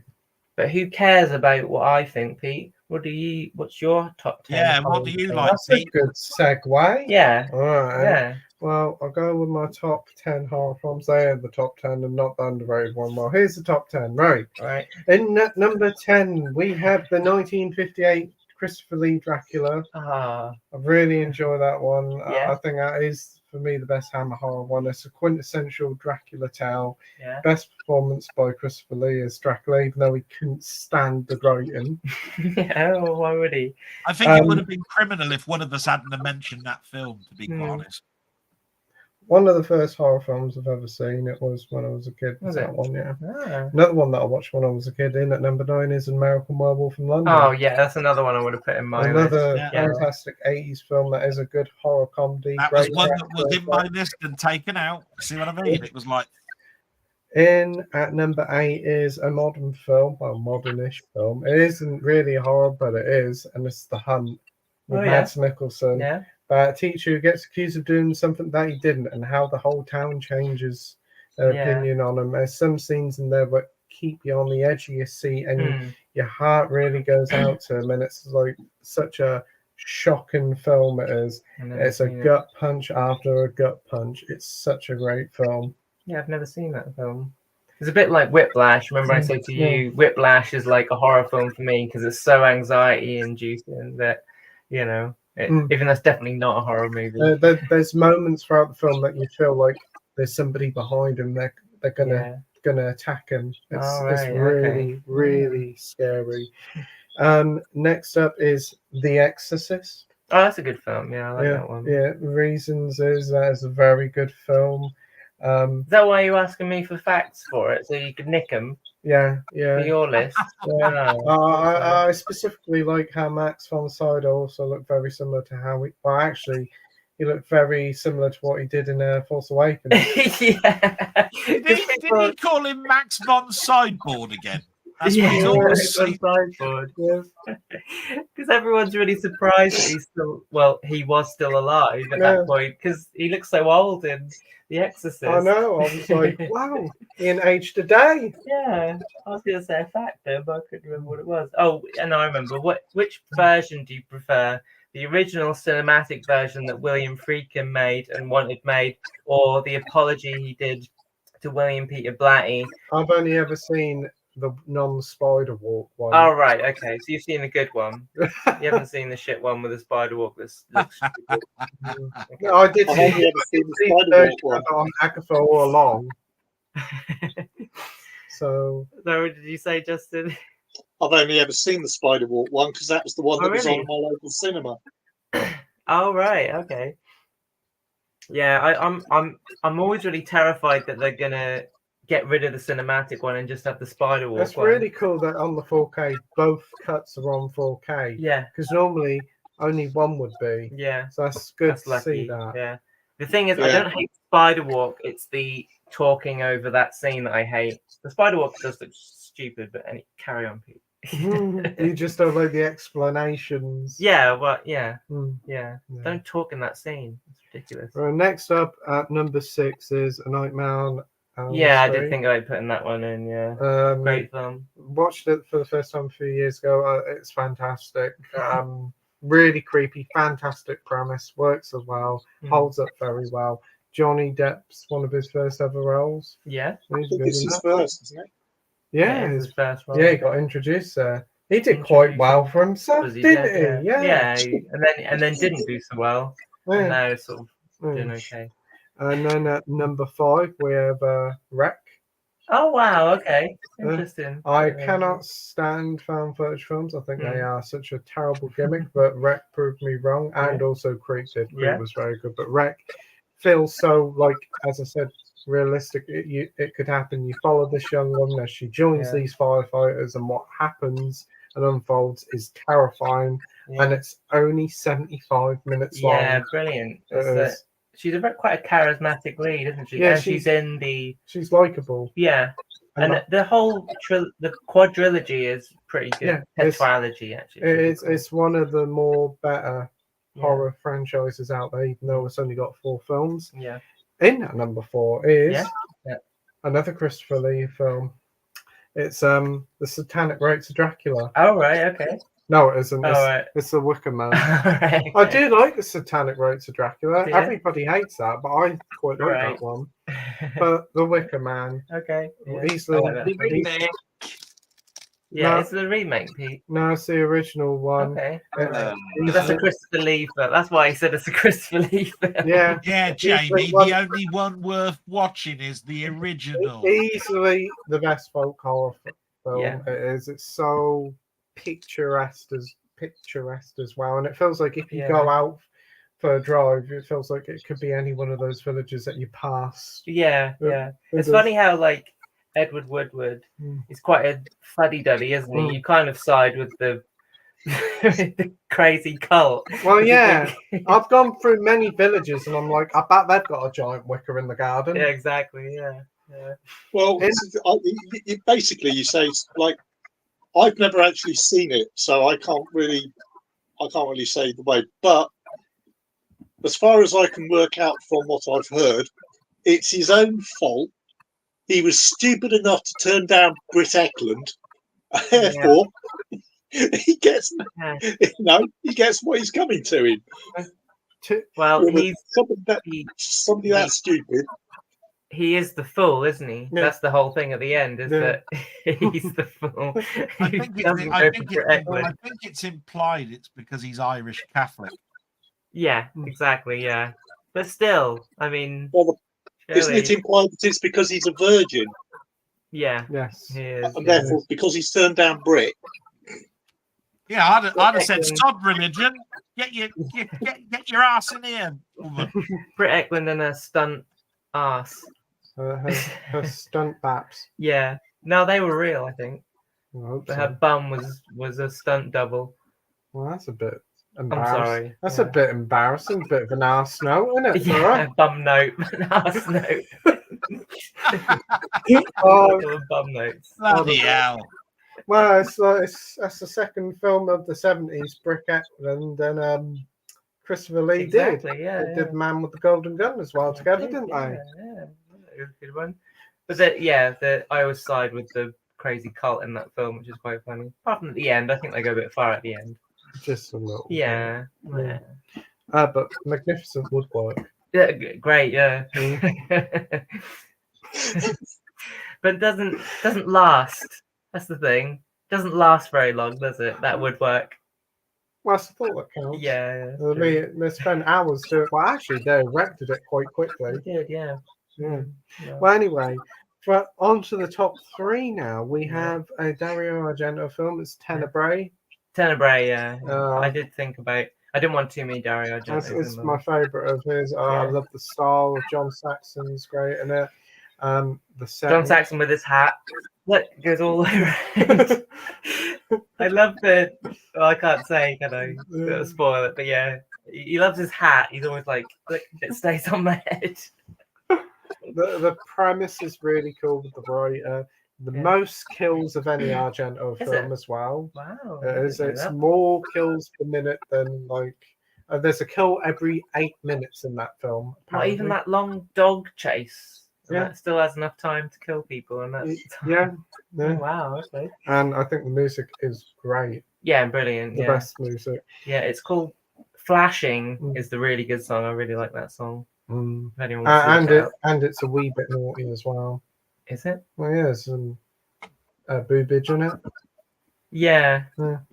There's a line where he's like, the guy's got an axe. Just these like really weird like English dubs over it. Yeah. The guy's got an axe. An axe. No, it's an axe. Yeah. Yes. Okay. So next up at number 2 is The Vanishing.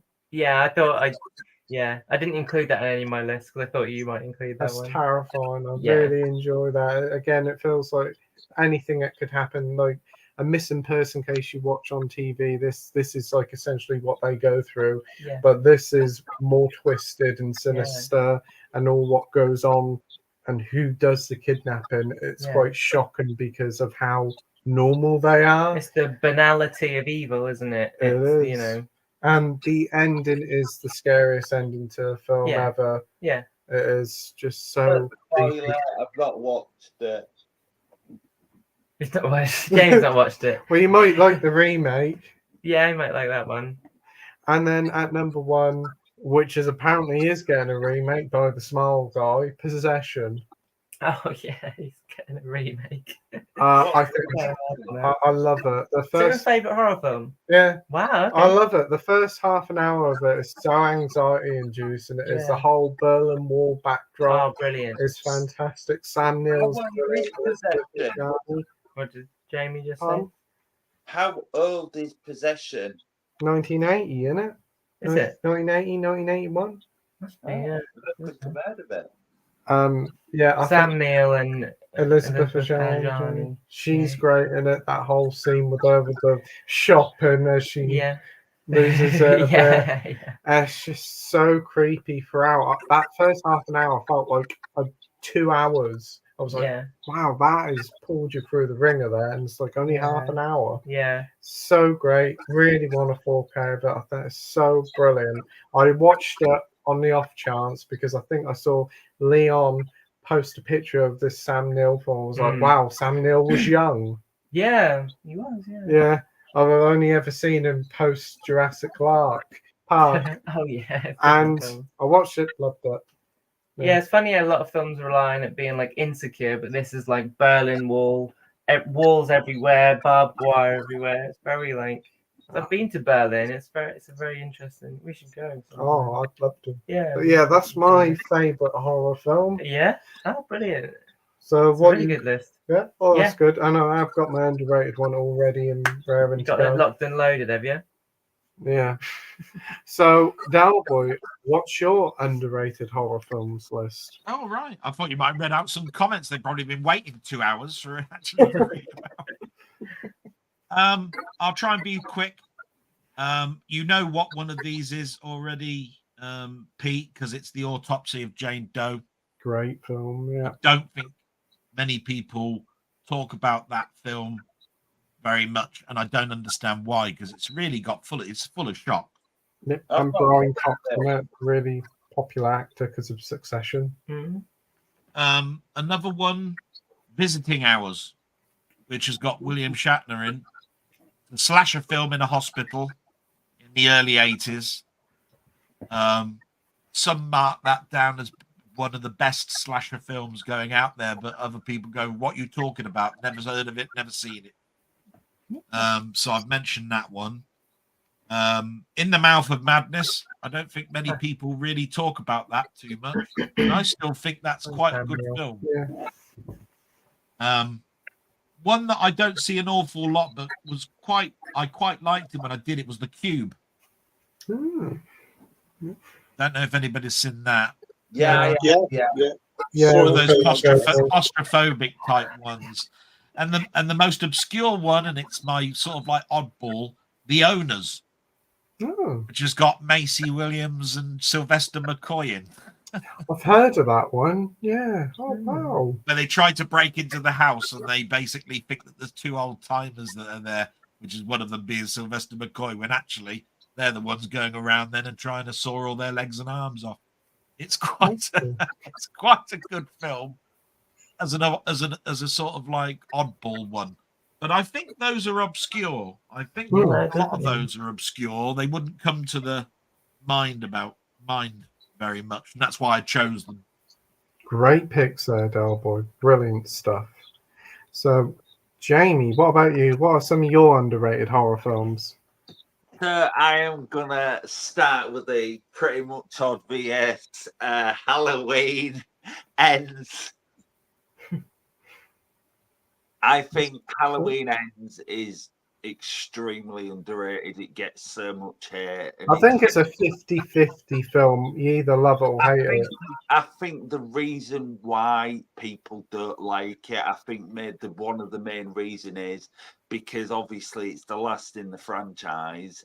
Everyone just wanted Laurie and Michael to go at it and have a good old battle. I think that's what people wanted. Well, the marketing was really misleading in that film. But the thing is, I went into it and didn't watch a single trailer.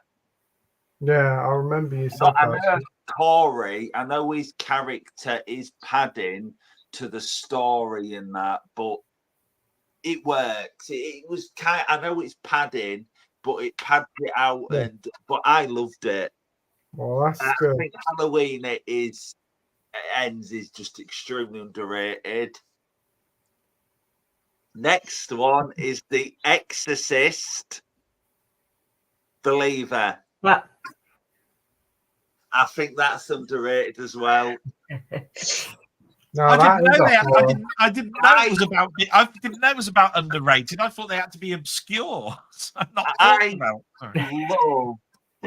I watched Halloween. No, sorry, I watched The Exorcist Believer think it was about 3-4 months ago for the first time, and I absolutely loved it. I think it's underrated. We watched it, didn't we? And Yeah. we were like, oh, good thing we don't have the disc, or that would be down the toilet. Yeah, it would be, wouldn't it? Could have put my tea on it. Yeah. I think the idea is like underrated due to difference of opinion or obscurity. So I think Either way. either is It just applicable needs a here. bit more love because I didn't have a problem with it. The studio would definitely agree with you, Jamie. Yeah. Yeah. Interesting. I tell you, David Gordon Green or whatever his name is, Yeah. gonna love Jamie. Yeah, I know. Yeah. I actually like David Gordon Green as a director. Yeah, David Joseph Gordon-Levitt, whatever his name is. Yeah, that's him. Didn't he do comedies? Didn't he do like Pineapple Express? Your Highness. Yeah. Oh, that corker. Yeah. The next one is you're gonna think like that's a horror, and I did look on the internet and it did say horror is Glass. I guess because it's related to it's M. Night Shyamalan, so anything that's like him. I personally, I know this is controversial, but I think Glass is the best of the trilogy. Did you say Glass or Gash? Sorry. Glass. Gash, no. That sounds like a horror film or something else. Yeah. You know the Shyamalan one, the one with Bruce Willis and Johnny Jackson. Jackson, yeah. That I think Glass is an underrated masterpiece. Oh, I've only ever seen Unbreakable, and I wasn't huge on it. I haven't seen Glass. No, I'm not a big I've heard Unbreakable mixed things fan. about it. Did it scare you, Jamie? No, Glass didn't. Well, that's not a horror then. No, I'm only joking. I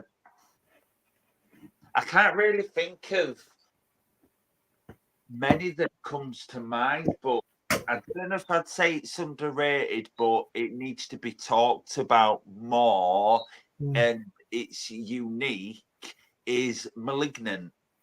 Yes, that is I a cool loved little it. film by James Wan. That I is really loved good.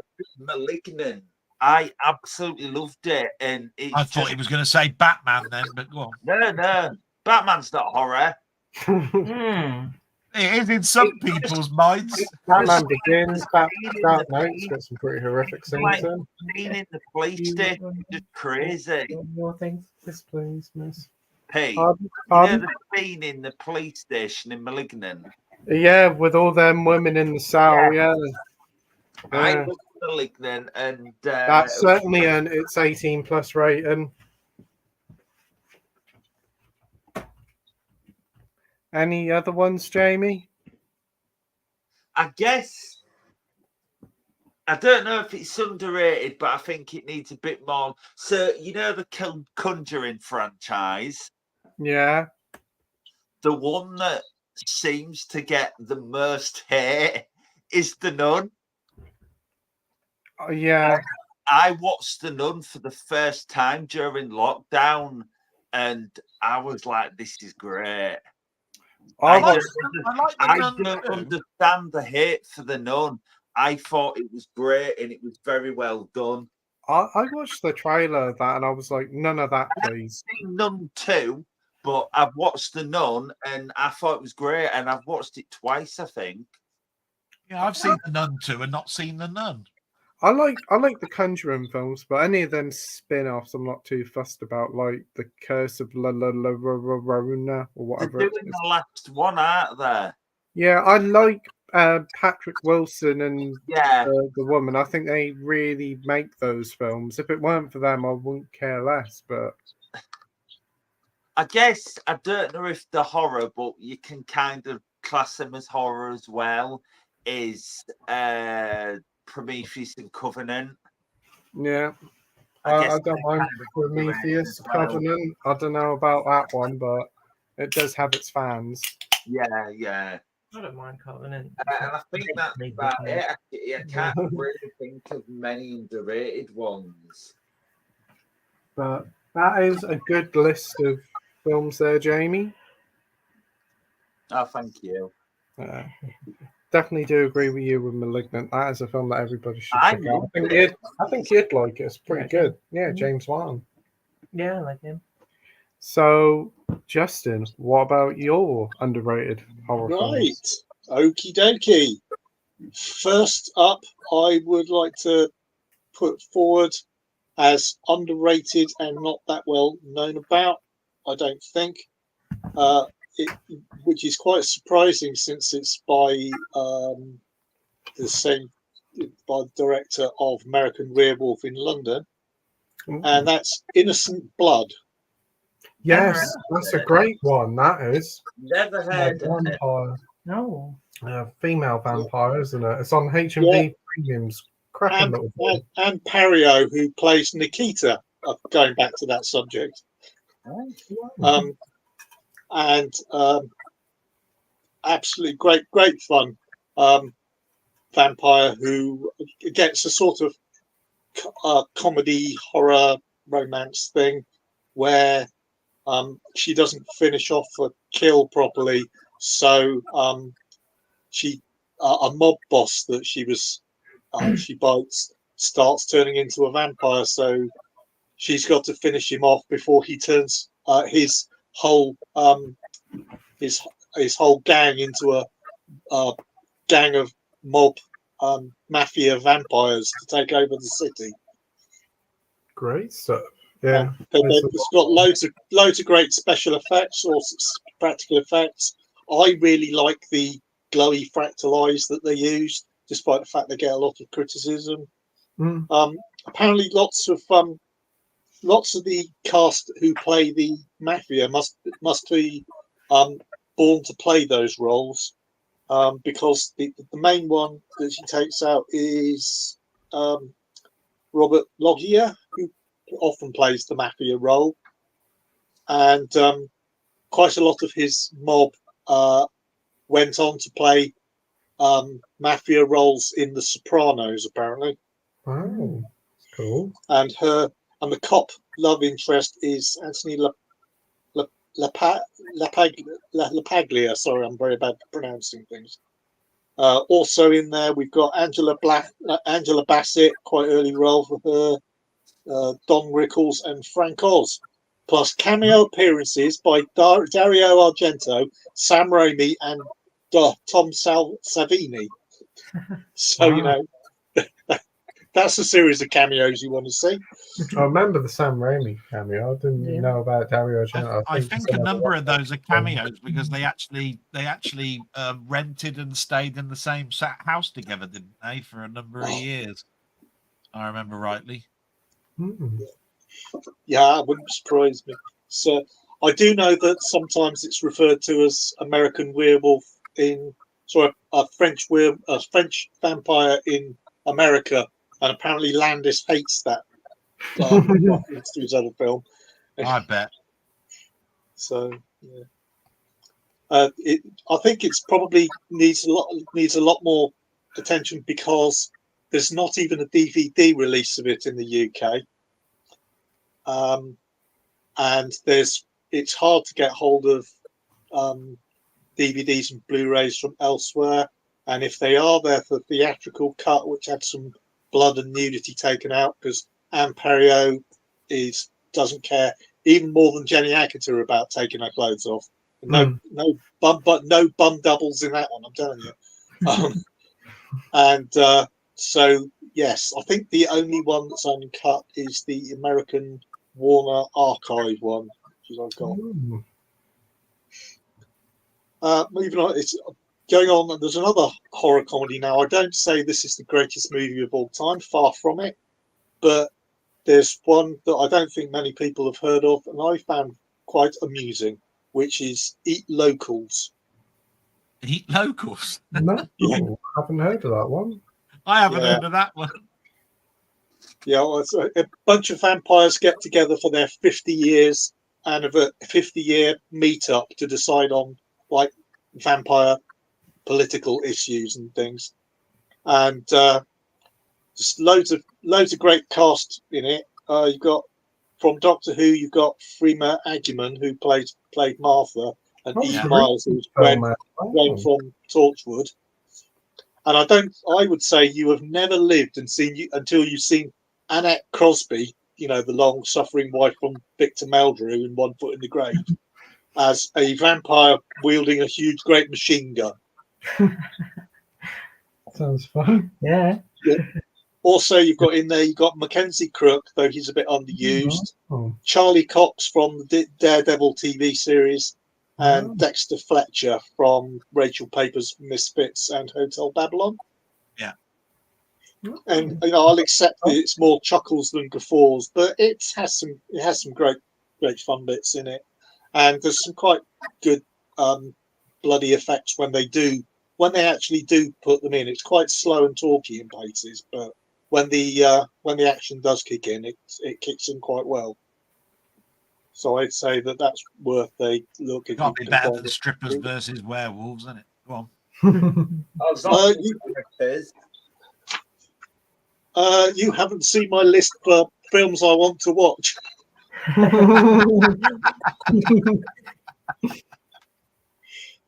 Has anybody watched Sleepwalkers? Yes. No.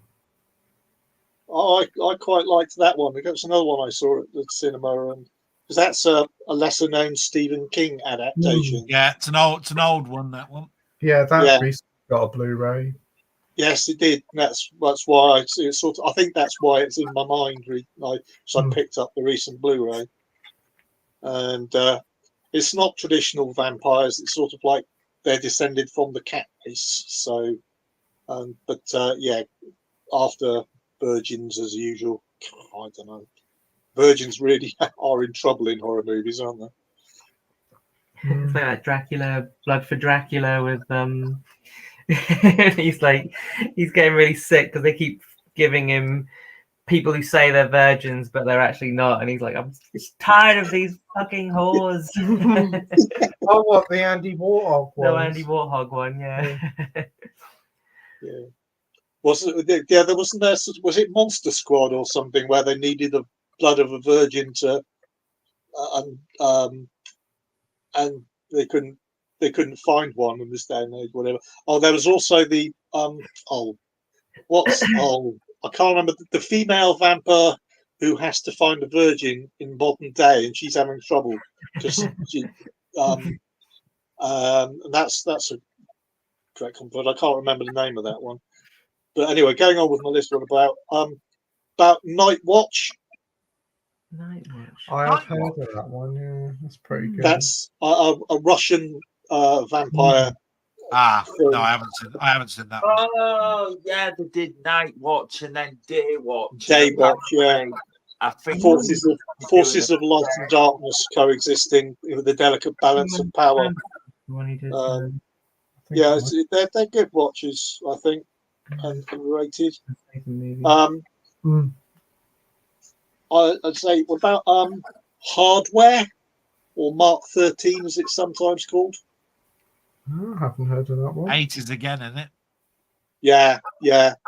Somebody finds a war robot or something, and they think it's totally deactivated. Yeah. Give it to an artist to use in the latest sculpture, and it's a bit Terminator-esque, and you can't kill it as long as it can find a power supply. It comes back. Yeah, seen that. Yeah, I just thought that was good fun, and I think for now I shall. I thought he was going to say Dracula, Dead and Loving It. Go on. I resisted that one. I've got to say that I can go on to if we can go on later, sort of like to my guilty pleasure ones. I've got to mention Species. Oh, Yeah. who here hasn't seen Species? I haven't seen Species. You haven't seen Species? I've seen bits of it, Whoa. like late night on TV. But... All I can say is Alfred Molina, you lucky devil. Yeah. I always count that as the series that I thought that started off semi-decent and got progressively worse. Yeah, I thought that too. I've not seen so many of the follow-ups, but apparently the follow-ups have a cult following now. So, Yeah. Wow. but when you consider the cast in it, Ben Kingsley, Alfred Molina, Michael Madsen, Marge, I can't even pronounce it, but her from CSI, Yeah. and Forrest Whitaker. Mm. They got a Yep. very good cast in it. But then again, sort of like you got Ben Kingsley and Michael Madsen also appear in the Yui Bowl version of Blood Rain. So it doesn't mean they always get good films. Mm. But yeah, anyway, I think I better stop there. Wow, I think that was another fantastic list there, Justin. A great selection of films. I And missed the trick here because all of mine I was trying to find out were obscure. I didn't go. Oh, I didn't look at guilty pleasures. but Mine yeah. are obscure. Mine I are, hope mine are obscure. Mine are mostly obscure as well. Yeah, some of them are To be- criminally underrated. To be honest, we haven't had much crossover at all, have we?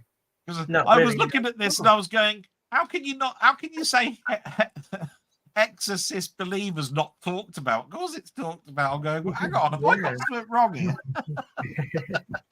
But We talk about it a lot, don't we? yeah. So, Amy, Yeah, what's better your get mine. top 10 underrated horror films? I'm just going to get my tablets as well, so I won't be a minute. No worries. Okay. I'll go through these in. I think I've got too many on here. 1, 2, 3, 4, 5, 6, 7, 8, 9, 10. We'll just go through them. Okay, so my underrated films include A Chinese Ghost Story.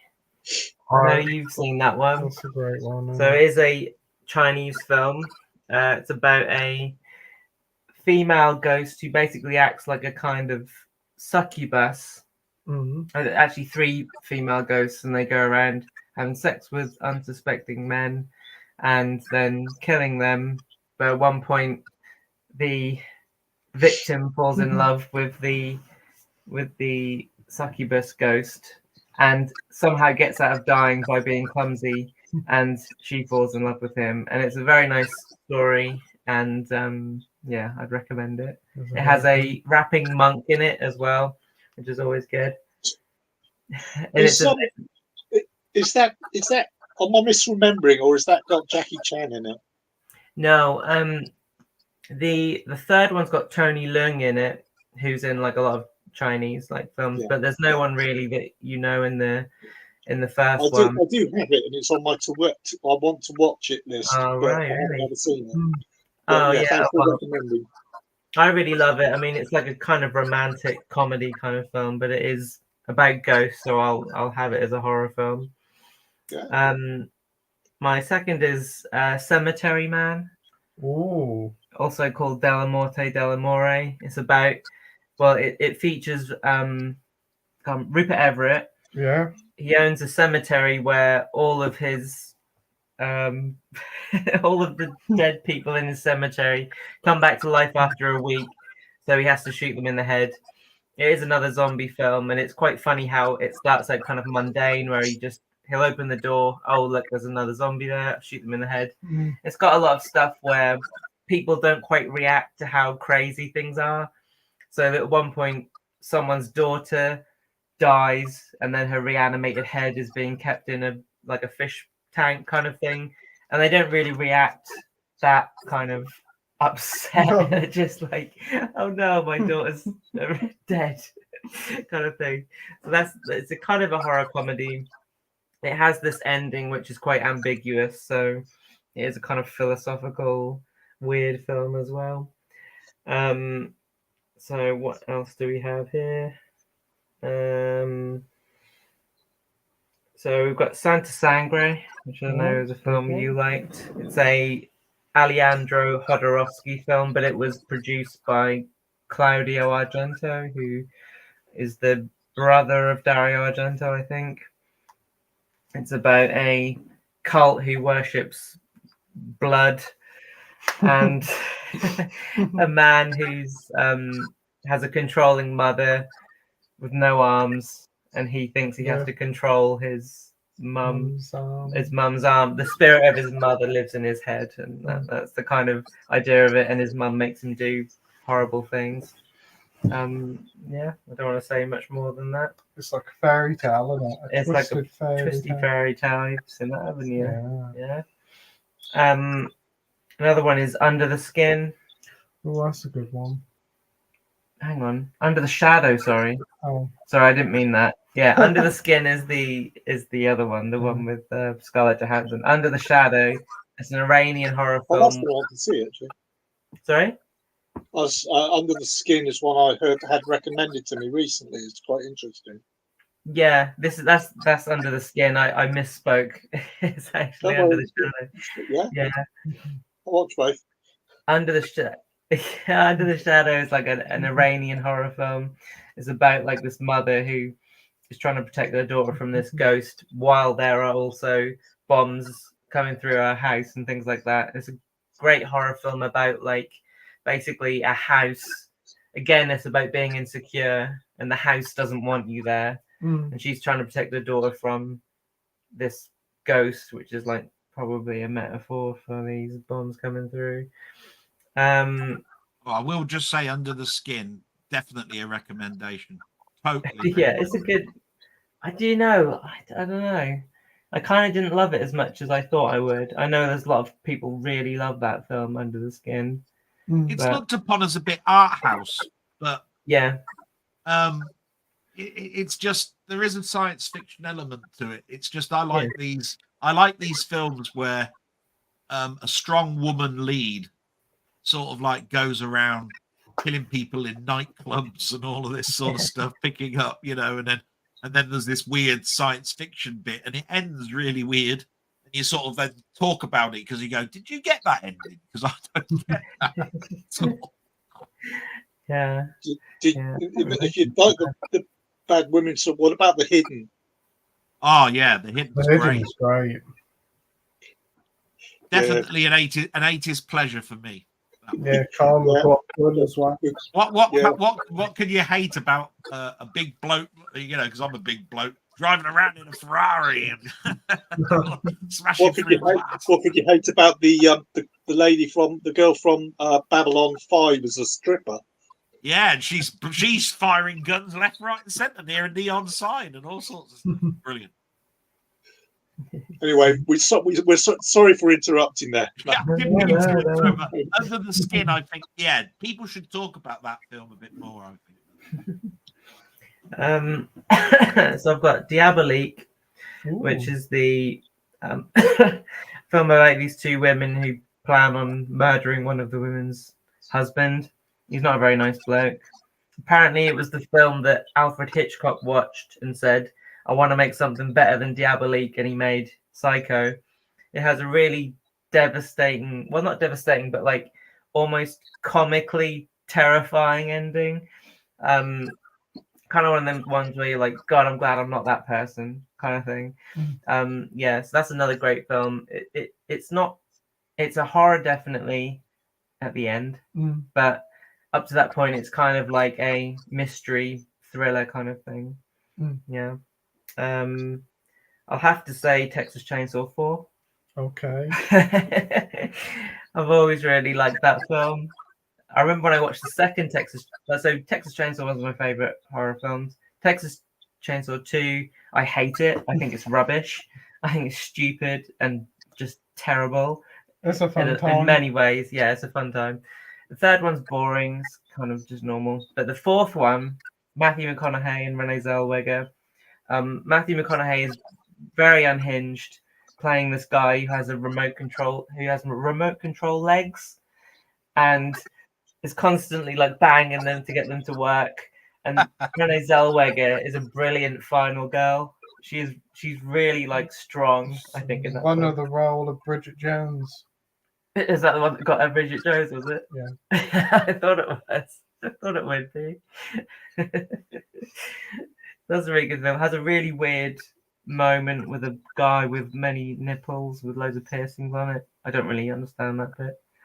But that happens in it. There's not much Leatherface in it, to be honest. It's a bit No, it strange. seems like more like nipple chest. Yeah, all that stuff, nipples and all Nipplegate, yeah. that. Any more on here? Did you like The Um, Hills Have Eyes? I like the remake. I like the remake. I don't like the original. Yeah. Alexandra Iron made the remake, wasn't it? Yeah, I thought, to be honest, in that original, they got what they deserved. Annoying bunch of characters. I think the last one, I'll just say Abominable Dr. Phibes. That's a really good Oh, yeah. Vincent Price horror Now film. we're talking. Yeah. Yes, certainly is. Yeah. I got the double bill of that a long time ago on Blu-ray. Yeah, I think you weren't you going to buy the second one? I've got one of them, the first one, but I The haven't first one, seen yeah, it. yeah. You need to watch that one. It's quite. Yeah, mine came in a 2-pack. It was on one, a 2-pack with 2 discs in, but it's the 2 Dr. Phibes films. Yeah, it's probably one of Vincent Price's best performances. It's quite tragic in a way, Yeah, because I have a hard time deciding between that and Theatre of Blood, but I know that a lot of people don't like Theatre of Blood, but I love Theatre of Blood. I think that's a fantastic film. Theatre of Blood's brilliant. Theatre of Blood, brilliant. I love that film. There's a lot of fun in it, and you It's got so great. Diana Rigg in it as well. Diana Rigg's so good in it. Well, she's in everything. Fantastic actress. I love Theatre of Blood. It's probably one of my favourite Vincent Price films. Dr. Phibes is a very interesting film, actually. And you get to learn about Shakespeare and everything. Yeah, exactly. Yeah, but I happened to talk about this once, and the one thing that was criticised about it to a friend of mine was I didn't like all the Shakespeare bit. I said, well, it's all about Shakespeare. If you didn't like Shakespeare, you definitely weren't going to like the film. Bloody hell, that was the whole point of the thing. All the deaths were based on Shakespeare. He was quoting Shakespeare because he's a Shakespearean actor. That's what it was about. Yeah. Well, he's like the music was brilliant in it. The person who did the music also did The Man Who Haunted Himself, another film that the person that I'm talking about didn't like as well. I like The Man Who Haunted Himself. I think that's a fantastic film. Very clever film. Very nice. Yeah. Well, it's again Hitchcock here.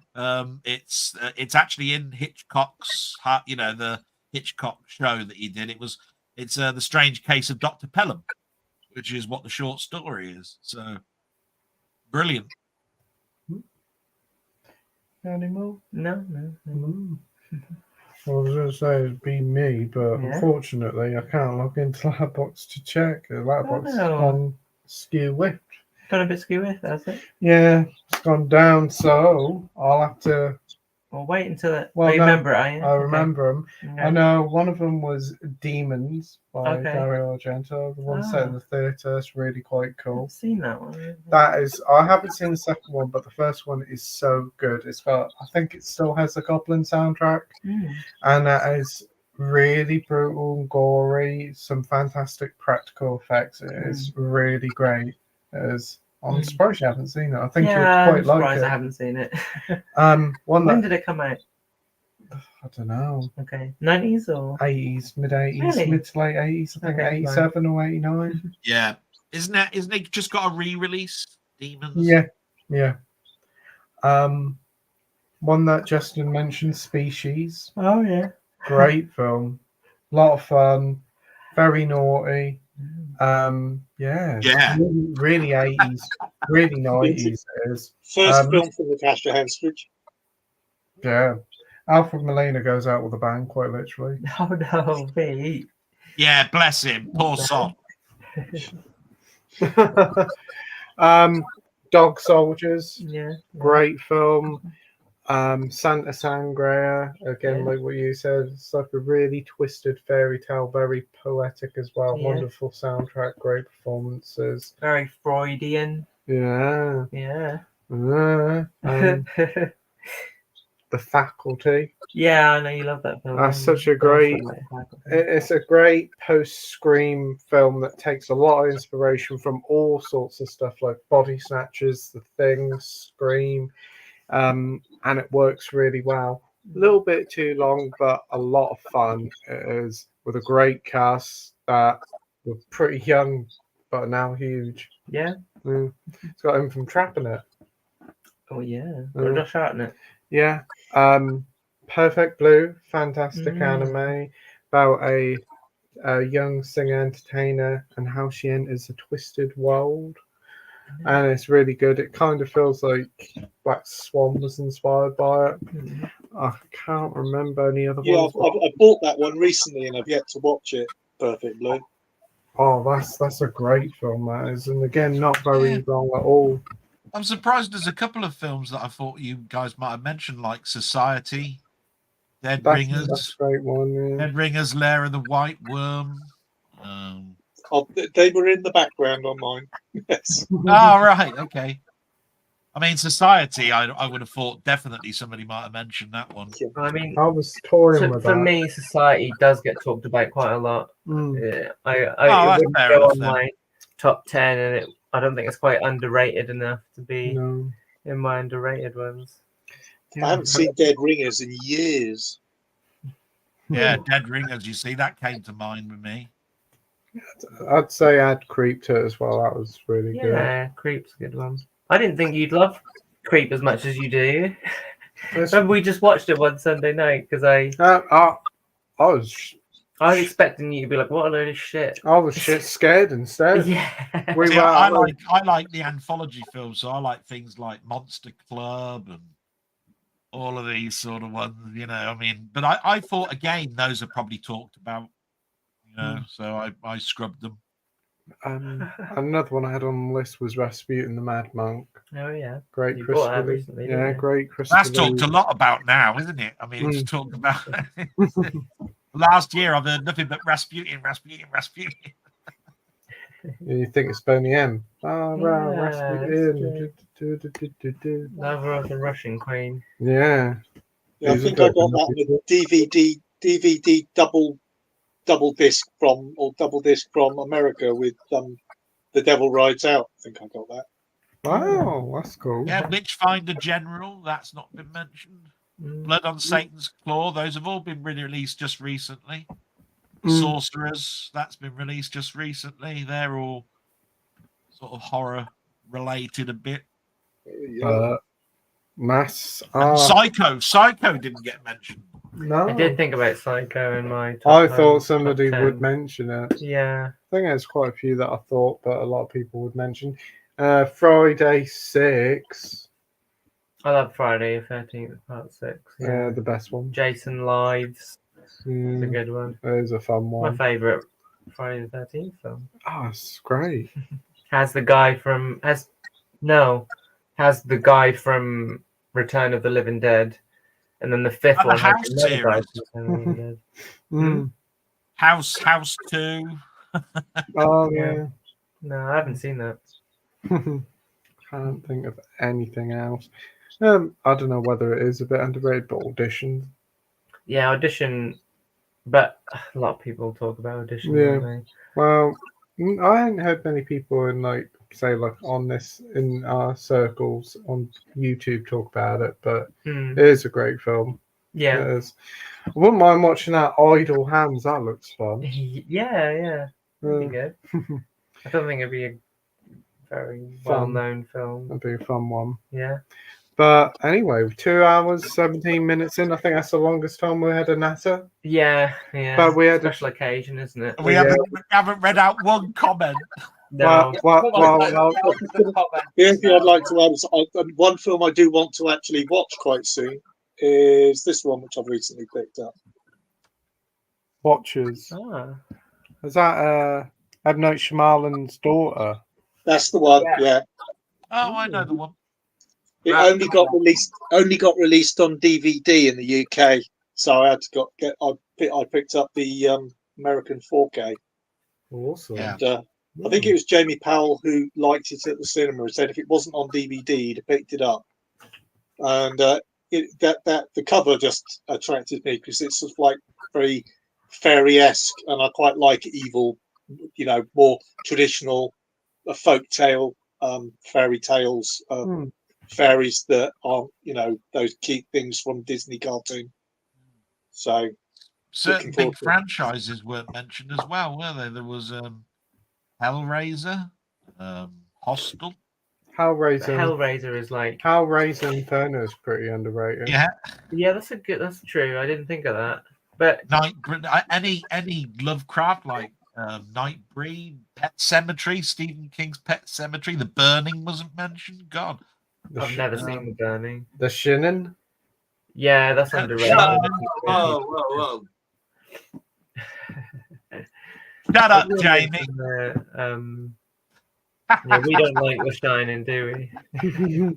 What has he got? Is that the Oh, Hellraiser? he's got the lament configuration.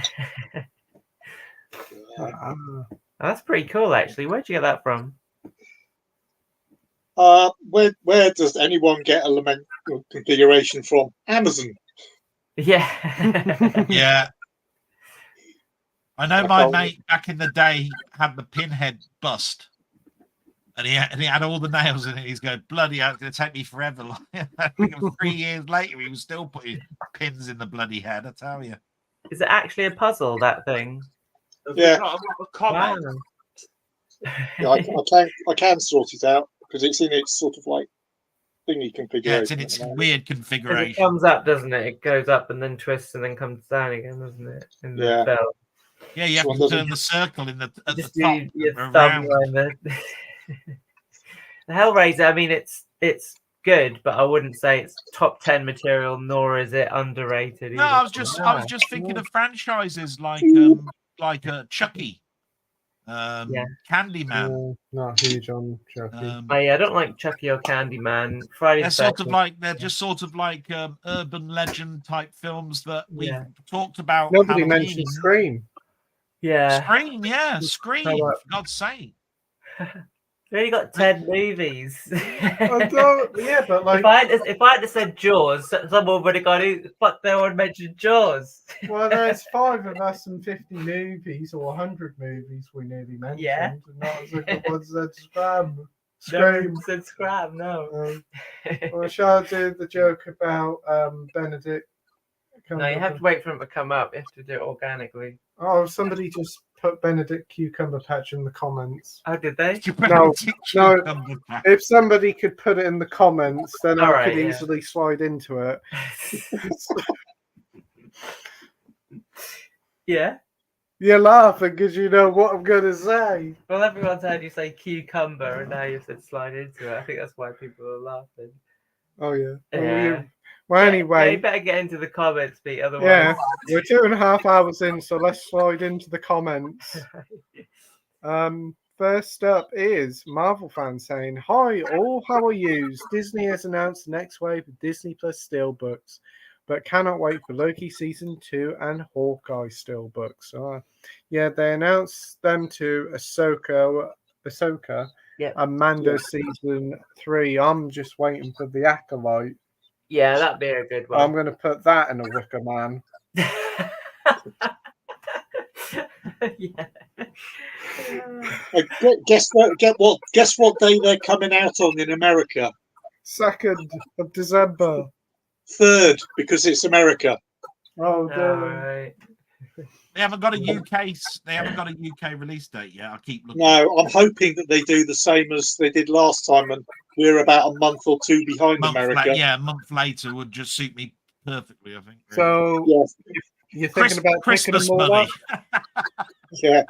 Yeah, because if they decide to put them same week or anything like that, it is going to cripple me. It's ridiculous. There's Interstellar, Blazing Saddles, Christ, there's no end that I've got bloody that are coming. It's ridiculous. It's really odd because there's going to be so many quiet months at the start of the year, January to March. They might as well release it in there. Be so much better.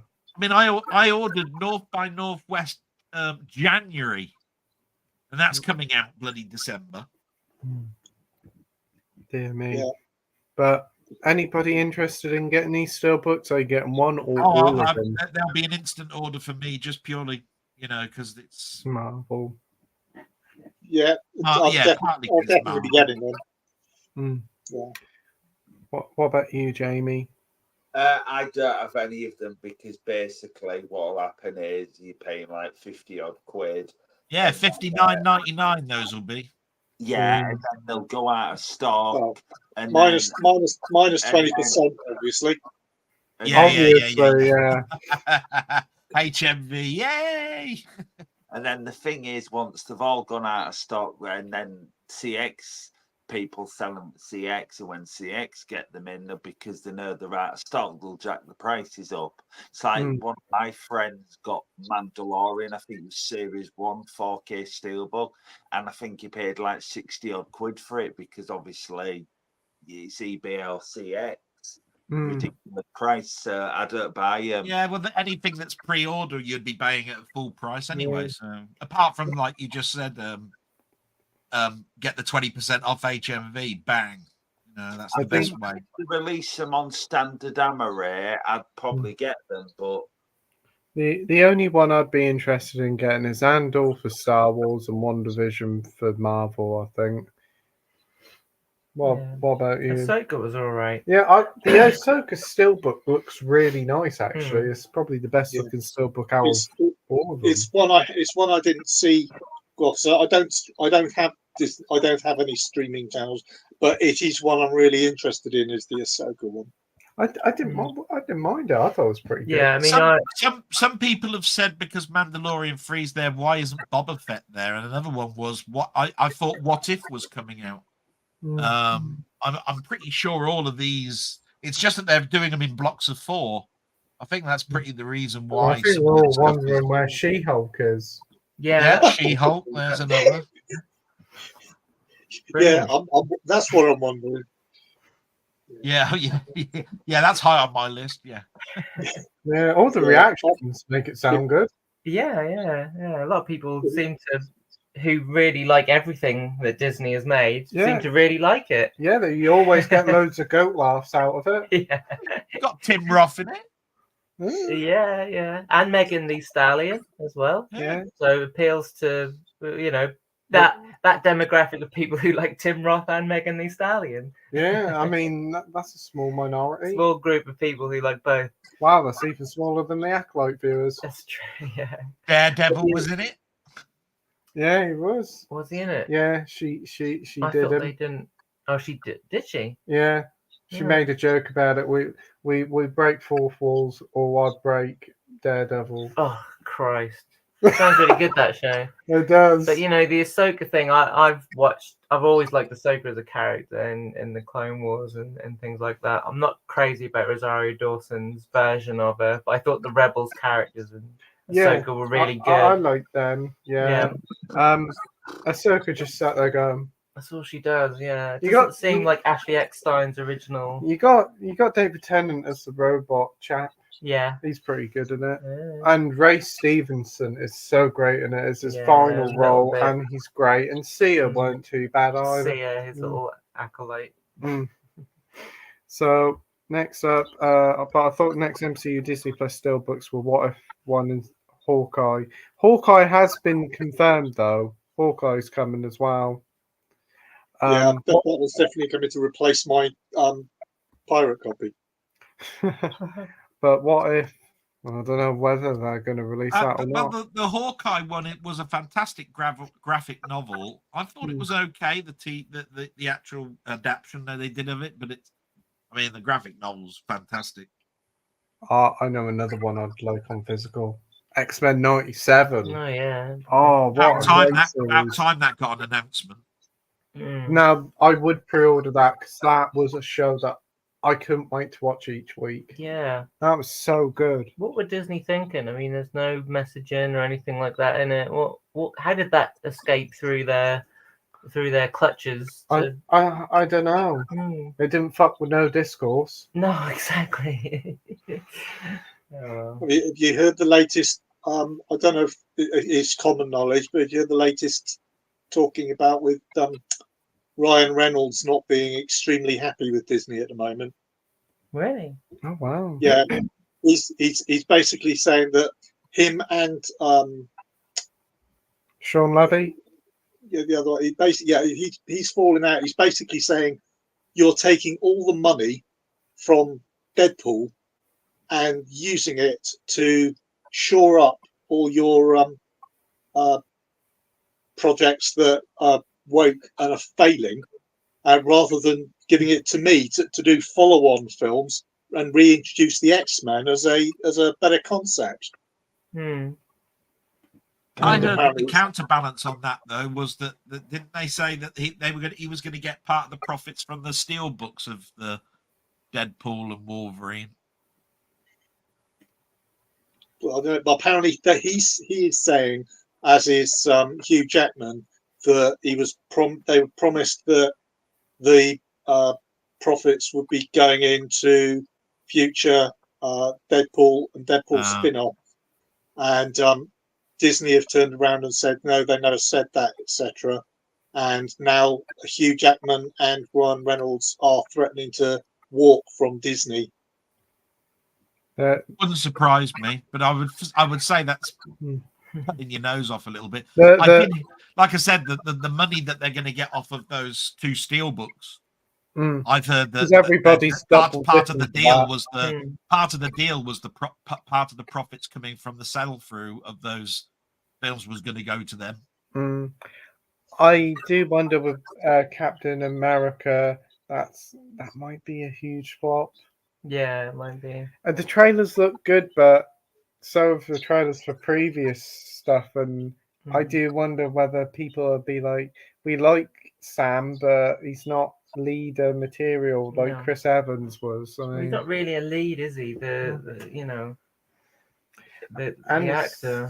I don't know. I think if they can hit the ground running with that, then they'll be all right. Thunderbolts looks fine.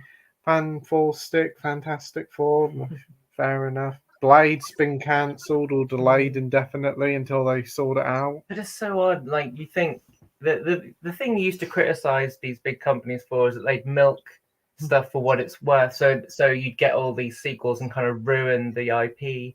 But now it's like, okay, we'll piss off Ryan Reynolds and we'll make a Ray movie. Even though no one really likes Ray. Well, the biggest issue is LucasArts with its whole thing in itself. I mean, Marvel have had some bad stuff recently, and like Blade being delayed is bad, but nothing on the level of LucasArts with Star Wars. No. It's disgusting the way they run that. She wants sacking, and they need a reinstallation of a new loader team, because how many projects have they announced since they've had, and how many they're cancelled? It's embarrassing. If that was a proper business, like one of those Wall Street businesses, should have been gone ages. And it's been happening for ages. You know, you've got the Benioff and Weiss trilogy that never happened. You've got them sacking the original director of Solo. You know, it's been happening constantly. They had a Colin Trevorrow for the last film, and then they had that disaster with, well, some people would consider a disaster, Rise of Skywalker. Jamie's put his head up. It's just like nobody's got any faith in that. With Marvel, there is still faith there. Deadpool's proved it as well. Some people seem to like Agatha. Those who have watched it.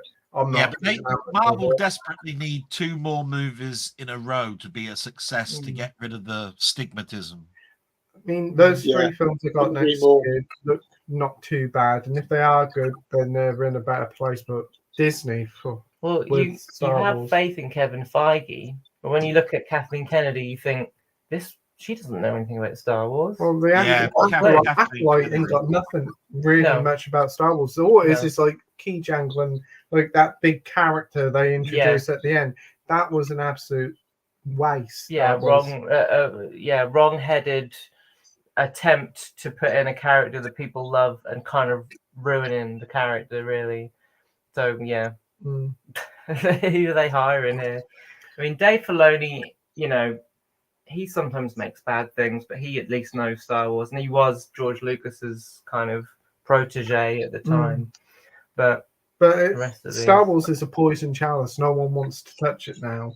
Because whatever property, whoever gets their hands on it, they cancel it. They had Patty Jenkins doing the Rogue Squadrons film, cancelled. Now it's happening. Now it's Cold Yeah, it's War. the same. It's like Patty Jenkins makes a bad Wonder Woman film, so they sack her. Colin Trevorrow makes a bad film, and they sack him. It's like everything's knee jerk there. Yeah, They're not. and then now Disney's saying that they want to get rid of a lot of special effects teams and actors and focus on AI. Brilliant. Okay. Which I think is a bad decision. But there you go. Yes. That's disgusting. It is. Disney, I could go on a huge tangent. We could both, couldn't we, on a huge tangent? I mean, the comics were already a bad sign in the Star Wars world. They were already going and that High Republic stuff was terrible. And then I thought they're making a show based on the High Republic. All the stuff is shit. It's just all the stuff you'd imagine it would be. The Acolyte is pretty woke. Marvel's just as bad. I look at a comic in the last, and I'm a big comic book collector, and I buy them now just to keep my runs going. But the last 5 years, I'd say every single one hasn't had a writer. They're all written by AI. Bloody awful. Or activists. Yeah, all of that. Yeah. Goodness me. But the thing is with Disney, is the most hypocritical company ever. Yeah. They want to say, like, we're doing this, we're doing that, but then they'll take a back seat and say, like, oh, actually, no, we're in a different country, we won't do that. So the famous Black Panther poster, the famous lesbian kiss. Finn on the posters of Star Wars. They don't think about the fan base, they think about the stakeholders. That's it. Yeah. It's just so weird. You wouldn't have thought that Star Wars once was the most beloved brand. Now people really couldn't give a crap. No, I couldn't, and I used to. Because their respite from it all is if the film fails, it's okay. We'll open a theme park ride. That'll get the money in. But even like even if they did like half-assed projects, like Star Wars film a year, it'd still be like, that'd be all right. But they failed so badly, and then they attacked the fans. Yeah, that's the worst thing they do. Yeah. It's blaming the fans for, attacking their. And then you say, like, if you don't like it, don't watch it, and then it's your fault because you didn't watch it. Yeah. Well, I still have the theory that most people who watched The Acolyte were the people who hated it. I think most of the modern audience, so-called, that they thought were going to watch it, didn't watch it. No. They couldn't care less. No. People who hated it were like, let's see how bad this is, because we watched it. People watched the first episode to see what it was like, and it slowly lost and lost. And it went up near in the end just to see how bad it was. Yeah. And people mostly just watched it, as you said, just to see how bad it was. Yeah. It was laughable. It was so terrible. You had that third episode with the bloody witches, the power one, the power two, the power of many. Yeah. Dear me. Yeah. Whatever did they thought? And it's just it's like an epic saga. No, dear me. Yeah. I mean, it's like that. It is what they do. They have this like Galaxy's Edge, and then they release a load of comics. Galaxy's Edge, the book Galaxy's Edge, based on the theme park. But they had that hotel, didn't they? That was like 20 grand a stay. Yeah. How is the Star Wars? How did Andor get through? What happened with Andor? Because Andor was brilliant. Andor felt like old school Star Wars. Yeah, it's like one of the best Star Wars. It's not a single Jedi in it, but it was a brilliant story, great characters. And even though Andor wasn't on the screen a lot, still was great with the characters who were there. And that's prison episodes. That arc is. I mean, Andy Serkis, brilliant. He's like, I'm not sure if it's his best performance, but his character in it is quite a kind of, I still remember him and I remember some of those lines that he delivers. Yeah. Oh dear. Here's hoping the second season lands and does well. It should do. I mean, it's a continuation, isn't it? Hope so. Anyway. But we've gone on a tangent about Disney. Yeah. We've mentioned the episode 2.5 hours in. Yeah. Right, Marvel fan says, I've been watching Ideal recently on BBC iPlayer. I haven't seen the show in 13 years since it was last shown on BBC 3 in 2011, but there's talks of an 8 series, but BBC cancelled it. That's the one with Johnny Vegas. It's pretty good. I remember watching it. I liked it. All based around drugs, and you'll never get that rehashed in any way, shape, or form. Current state of the market in regards to race, drugs, and everything else. Apparently, there was ideas for a film adaptation, but nothing got made. But doesn't surprise. Again, it wouldn't be made into a film either. Oh yeah, let's do a film about drugs, shall we? And marijuana and dealing. Unfortunately, it's not something Auntie wants to make yet. No. I like Johnny Vegas. Yeah, Johnny Vegas is good. Mm. We got Mac Chats here saying, well, if it isn't the Saturday night vouchers, how do all? Hey, Mac Chats, hope you're doing well, my friend. And just for the benefit of the audience, Pete, what is felching? When you swallow a lot of feathers, Right. and I thought you were actually going to say it then. instead of vouching, you vouch. Oh yeah, that's true. Thank you, Pete, for that explanation. Yeah. Not to be confused with belching. Yeah. Yeah, no, it's different. You see in the cartoons where they burp and feathers come out, that's vouching. Is it? I don't know. Oh, right. We got Andy. Luckily, it's not spelt like that. We got Andy makes stuff Star Wars here saying, happy Saturday. I'm currently watching Death Wish 2. First time in at least a decade. Great film of its time. How good are the others? Can't remember. And thanks. Do you like them? I really enjoyed Death Wish 2. That's a really good continuation. Pretty brutal. Got a very young Lawrence Fishburne in. Like the first one had a young Jeff Goldblum in it. I haven't seen the third one or the fourth one, but the fifth one's pretty silly. I mean, he's very old in that one, but it's got a certain cheesy charm to it. Game gets progressively worse. Yeah. If you're watching Death Wish 2, I'm more intrigued to know whether you're watching the American one or the British one. The uncut version is pretty damn rough. It is. Yeah, I think that's the American one now, isn't it? Is the way you get the uncut one, isn't it? Or is it the British DVD, but they don't get the Blu-ray or something like that? I can't quite remember. That. And I've seen the Bruce Willis remake. That's fine. Oh yeah. I saw the ending of that. It ends in a kitchen, doesn't it? Have you seen any Death Wish? No, none of them. It's got a good name for a horror film. I always thought they were horror films at first. Death Wish. Well, it's like that. Are they 80s or 70s? Are they? Okay. There's that action, 2-word title. Yeah. I mean, that's another. You could argue that would be another thing that might get made in a certain way today. But I vaguely remember that in the original Death Wish, is the police didn't want it released to the public that in actual fact crime had dropped 50% because of the vigilante killings. And you can imagine that being the case, and you wouldn't want to sort of like advertise the fact that yes, vigilantism actually works, but the police don't want you to know. Yeah. Oh, Michael Winner, gotta love him, ain't you? Yeah. So calm down, dear. It's a commercial. Have you seen the Death Wish, Jamie? Just the Bruce Willis one. Is it a masterpiece? No, it's good. I enjoyed it. Oh, that's good. And that's it. We've got Minhaju here saying, hey everyone, hope you're well. Hey Minhaju.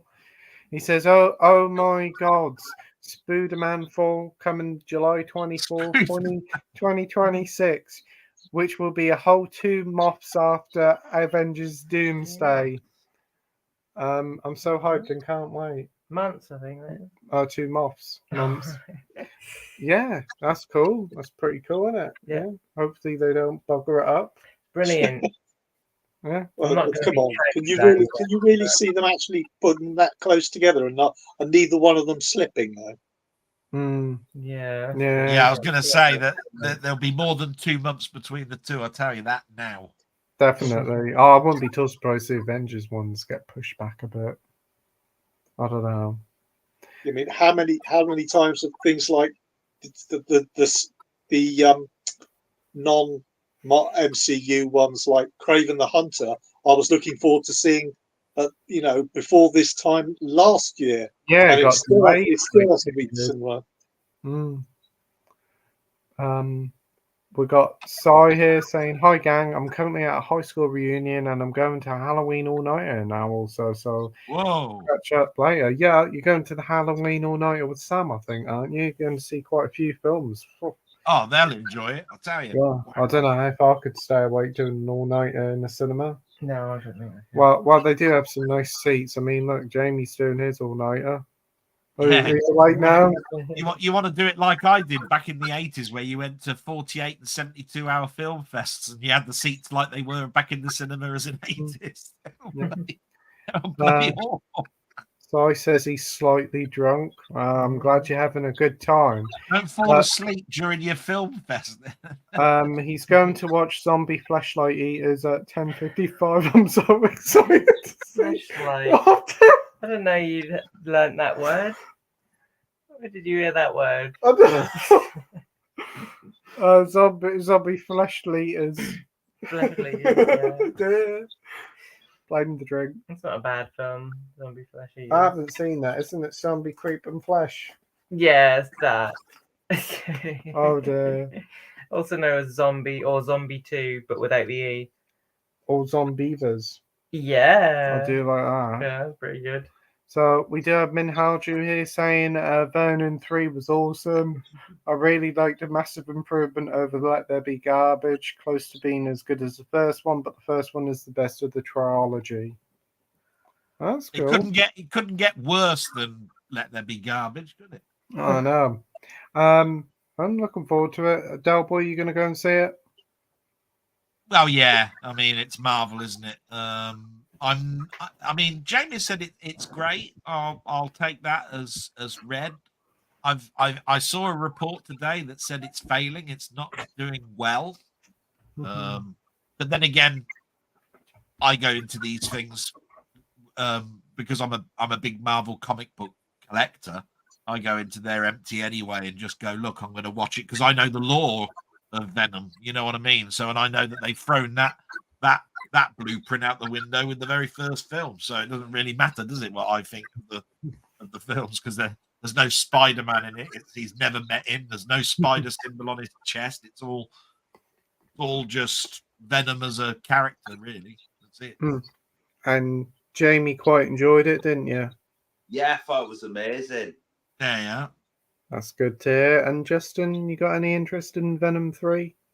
I will definitely be seeing it, but I doubt whether I'll be seeing it at the theatre. Like I say, it's difficult for me to get there. Yeah. In fact, I put my order in for the 4K Steelbook yesterday. Yeah, I did the same. I think it was yesterday or the day before I put mine in. It had the artwork with TBC there, and I went, yeah, right. It looks like really good. I suspect they'll keep that artwork, and it looks really good, actually. Yeah, was it a white background with a Venom head and the tongue, the obvious tongue? It's sort of like a sideways shoulder. I thought it was a yellow one, but it could be yellow. But anyway, yeah, it was yellow actually. Yeah. Minhaji says, I think Spider-Man 4 will be on Battleworld, similar to the 90s animated cartoon. Do you wonder, Delboy, do you think it will involve Miles Morales, Black Cat, and Null, and Tom Hardy's Venom's crossovers? I hope so. I mean, I would love to see Black Cat in a film. To answer that, I mean, from Minaj's point of view, Battleworld, it might be at the end. I want Spider-Man 4 to be ground-based, but as you say, it's close to the culture. Them Kolchak brothers. Big cliffhanger endings. Like they always do. I hope Miles Morales is nowhere near it. Black Cat, I'd like to have in it. Yes, and like I say, to bring Tom Hardy into it, you would need to start thinking about that now, because it's been so many years now where people have said, when's it going to happen, and it's still in the Sony ballpark. So I'm very protective of Spider-Man. I don't like the fact that he's in space and he's got armor and all of this sort of stuff. It's not the Spider-Man I know. And I waited years and years and years for a Spider-Man film, and they haven't done Peter Parker justice yet. So that's why Miles Morales, keep that under the Spider-Verse cartoony thing, for quite a few years. Then bring Miles Morales in and count Peter Parker out. But, I think you'll find that Miles Morales will come in when they do the new Avengers. Probably, yeah. And Minhaju says, lastly, Delboy, do you think it will be street level grounded with Kingpin, Daredevil, Black Cat, Scorpion, Hobgoblin, Prowler, Mr. Bloody Negative, hell, or a massive multiverse film? it should be Kingpin. Mm. I'd like it to be Kingpin. I think, therefore, it would open up Daredevil being in it. And those two have been teaming up for years and years and years. Black Cat for definite. Scorpion, I don't think it's right for Scorpion and the Hobgoblin. Prowler, Mr. Negative at the moment. Scorpion is an old character, don't get me wrong, but Hobgoblin's too close to Green Goblin. Prowler is a very C grade villain. Scorpion I'd like, but it's just that to be street level, it needs to be Kingpin. Scorpion's too thick to be a master of crime. You know what I mean? He's thicko. Right. We've got Matt Chat saying, so you're going to see Zombie for the first time. We've got the Viewer Drew saying, hey everyone, what's up? Hey Drew, hope you're doing well, my friend. Thank you for joining. Hello. Minhaju says it could be Cosmic Spidey with anti-venom symbiote. Spider-Man story arcs are very broad and could go in any direction they want. Could be a symbiote saga crossover or a symbiote Spidey. You know what? Everything he's mentioning there, I would say would work more as Spider-Man 98 cartoon. Yeah. Because there is no Spider-Man because it's Sony's property. And that's why X-Men's there and Spider-Man's not, because X-Men was Fox. So why not Marvel say, okay, Sony, make the cartoon and bring all these elements in and then keep it out of the film. Because we've had too much cosmic stuff. Don't need any more. Yep. Multiverse, no. All that. Matt Chat says, I caught up with Cuckoo. What a load of old horse, Mickey. That's the one with Dan Stevens. Came out a few months ago. I've heard some positive things about it and some mixed. But Strange Darling was brilliant. It is my favourite horror of the year easily. It's a fantastic film. Yeah, that's coming out on the 2nd of December. Yeah, it is. Yeah, I see that. I definitely want to pick up that. You get poster and art cards with the 4K. Anybody else seen Cuckoo or Strange Darling? No, and I don't know if any of those are steel books. No. The Strange Darling isn't a steel book, but it's just the 4K is coming out on 2nd of December, Yeah. and I've got it pre-ordered. It just sounded like it would be really interesting. I buy a lot of slipcover ones, the big editions, and I buy a lot of steel books and don't buy too many just standard release 4Ks. Do you see what I mean? Because that's my collection, which is why I'm so pissed off that there's no New Omen and no Abigail and no Maxine and all of these, because I'm going, bloody hell, for crying out loud. I've had to buy New Omen now on Blu-ray. Like Sting, where was Sting as a bloody 4K steel book? I had to sort of bite the bullet and just go, do you know what? I'll replace it when it does come out. I know it's going to happen. You saw Strange Darling, didn't you? One of the surprise for me at the moment is that all the James Cameron films, whether you like the transfers or not, ignoring all that, when they came out, Aliens and the others that came out at the same time, those all came out on 4K Amaray, and it can't be the case that they are not going to bring them out on 4K Steelbook eventually. Yeah. Yeah. I just took it that they wanted to get Alien 3 out, and then they were going to do the first 3 again as steel books, and also a big collection that were in standard cases, and they just will do it in bunches of 3s or whatever it is, and then eventually you'll have a huge tin set like Game of Thrones or something. You know? Yeah. But I was surprised you said. I mean, I missed the 4K of Aliens as a steelbook. I've only got the standard slip cover with the embossed. Yeah. It was at a time where I didn't have a 4K TV.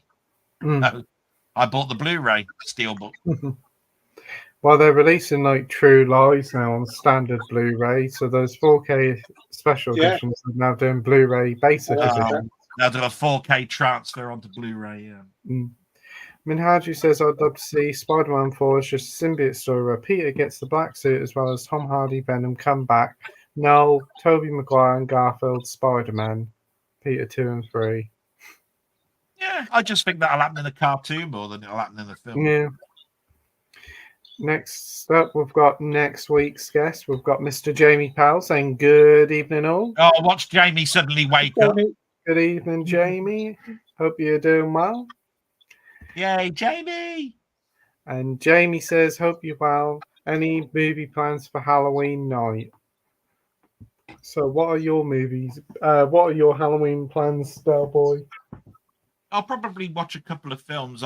Halloween is not a big night for me. I know it is for a lot of, my friends of the past and all that sort of stuff. And they'll be spending the whole day probably watching something like 10 films or something, as many they can get in. To me, if I watch a couple, like 2, 3 in the night, I think I've done it proud. One of those will be Halloween. It's just the law. And then there'll be 2 others that I'll choose, and I'll go, you know what? It'll probably be The Thing actually, and something else.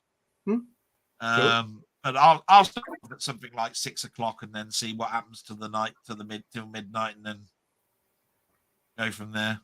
Awesome. What about? But I'm not going to watch, like the whole Nightmare on Elm Street from start to finish and do 10 films and all this sort of stuff. Nah, doesn't happen like that in my house. What about you, Jamie? No idea. I'll probably just watch a film or 2. Yeah. What about you, Justin? I shouldn't think there'll be much. It's a Thursday, isn't it? Yeah. Yeah. I'll go out round to friends every Thursday evening, so that I won't be able to watch anything of an evening. So until maybe I'll stay up a bit late. I'm on a phased return to work, so I can stay up a little bit later than I normally would if I want to. But yeah, I haven't got that much time off. So yeah, I haven't got the following week I go in for my heart operation. So basically, that's why all the best for that.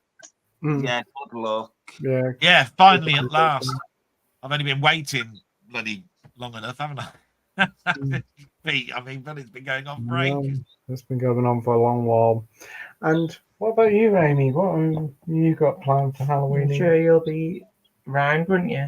Well, what have we got planned on Halloween evening? We're going to do a stream, aren't we? We're going to do a Halloween quiz stream. Yeah. So, yeah, Wow. The second part of our Halloween. What did you ask me to go through all of that nonsense for when I'm just about to turn around and say, well, stuff all that I've got planned. I'm going to be watching Pete then. Yeah, exactly. Well, we're going to have a quiz. We're going to be crazy to miss it. Well, yeah, what we're going to do. Well, yeah, you'll be crazy to miss it. Yeah. Yeah. We're going to write a quiz, aren't we, over the weekend? Yeah. And then we're going to invite, we've got Sin from Sin Corners coming, as well as Ryan from Let's Get Kicking Movies. And I'm sure we'll have a few extra guests joining us as well. Yeah. We'll be asking it. But if any of you, any guys watching in the comment section would like to join, then you are more than enough welcome. I know a lot of people have got a lot of plans for Halloween, but if you're free Halloween evening, come and join the quiz. I'll be watching for definite now that you've told me you're doing it. Jesus, I mean, I was just telling you there I'm going to watch a couple of films, and now I've got to chuck all that out the window because I'm going to be watching a bloody quiz. Well, we're going to come up with some fiendishly quizzical quizzes. Yeah. The only difference is hopefully we should be in the same room, but Hopefully it'll be. Oh yeah, yeah, because we've got some stuff going on, so Yeah. I might be in a square and you might be in a square. Yeah, if you're a bit alarmed by us being separated into different squares, don't watch because it might happen. Yeah, it might happen. Yeah. It might happen. Hopefully Yeah. not, but it might be a If that's thing. something that scares you, then Well, don't watch it. well, yeah, There are some fiendish questions as well, which might Yeah. scare you. Just think, it's only a quiz. It's only a quiz. Yeah, It's only a exactly. quiz. No, it's not strip quiz, is it? We haven't decided on that yet. That's behind the. We're not gonna- That's behind the scenes extra on the Blu-ray. Yeah, Oh no! we're not going to let I'm the looking guests forward to know that. until late. No. Well, that's going to be the trick and the treat. Oh yeah, Strip I quiz. was going to say. You mentioned a couple of nice ladies in there. I thought it might be strip quiz. What was I going to say? Oh yeah, you didn't want me to participate in the quiz in case people cried cheat. If I got any questions right, they'd think that I'd, listen to you coming up with them. So I've got to come up with some questions as well. You'd never I'm allowed know. to participate. So I've just got to sit there then. If you're in a different Well, square, well, no. We'll do one question. I'll do one question. Mm. You do another question. that's a good idea. Yeah, that's a good idea. Yeah. Is it well- going to be like Jeopardy with multiple guess? It's gonna. Yeah. Yeah. You can guess like 400.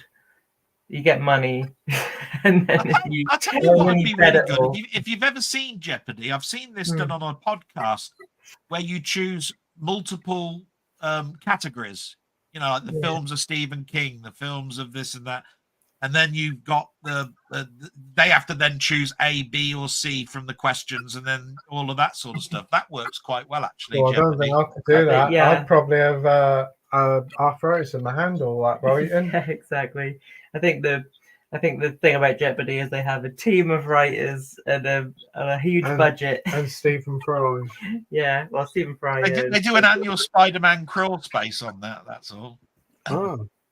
Well, what I'll say is one of the questions on the quiz would be like apparently back in the day, Benedict Cumberbatch and Michael Fassbender were in a relationship. All right. What would their name would have been if they got married? Oh, all right. And what would the answer be?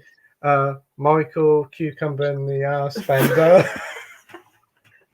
All right. Okay.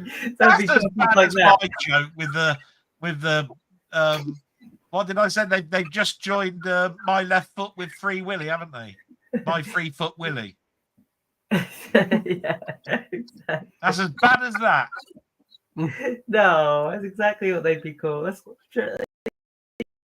You told me that was true. That was true. Oh, right. Okay. Good. It was from the Metro, so it must be The true. Metro said it. Okay. We have Minhaju saying, "What's your thoughts on the sequel to A New Alien? In other words, Romulans 2?" Yeah. Romulans too. Oh, we didn't mind Romulus. It was all right. Didn't mind the leading android guy. He was pretty cool. And the girl, Sympathetic. that girl, she was kind of fine, I suppose. Yeah. A sequel would be all right, but hey, stop it with the key jangling, stop it with referencing and bringing back old characters. That's right. Yeah. So, what about you, Delboy? What's your thoughts on a Romulan? I didn't have a problem with I didn't have a problem too much with Alien Romulus. Most people that I listened to said that it was about the ending that they didn't like. All I will say is, bring it on, fix the things that were wrong in the first one, and bring out a second one. That's all I've got to say, really. That's all I can hope. The Alien series is a much better place now. Majority of people do enjoy Romulus, and even those who didn't like it can admit that it is a better direction for the series. Is it going to be ruined though by the TV series? Well, I think it's going to be set at a different time period. I think. Could they ruin the franchise again by a crappy TV series that basically then knocks it back again? You know what I mean? So, Jamie, what do you think of Rasputin 2, Romulus 2? Rasputin 2. I just don't think it's really needed. Yeah. What, Romulus 2? I wasn't a big fan of Romulus, was I?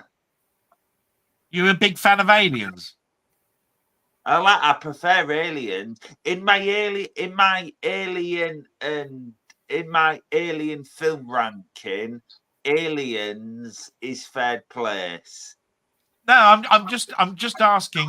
Do you think Alien should stop now as a film writing series, or where do you think it will go? Because it's bound sure to be Alien Romulus 2.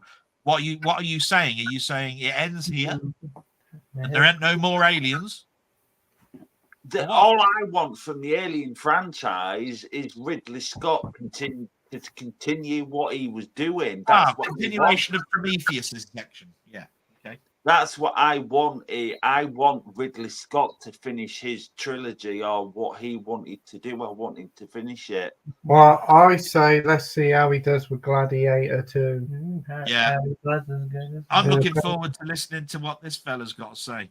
Alien. He sounds definitely on board for liking the Alien franchise.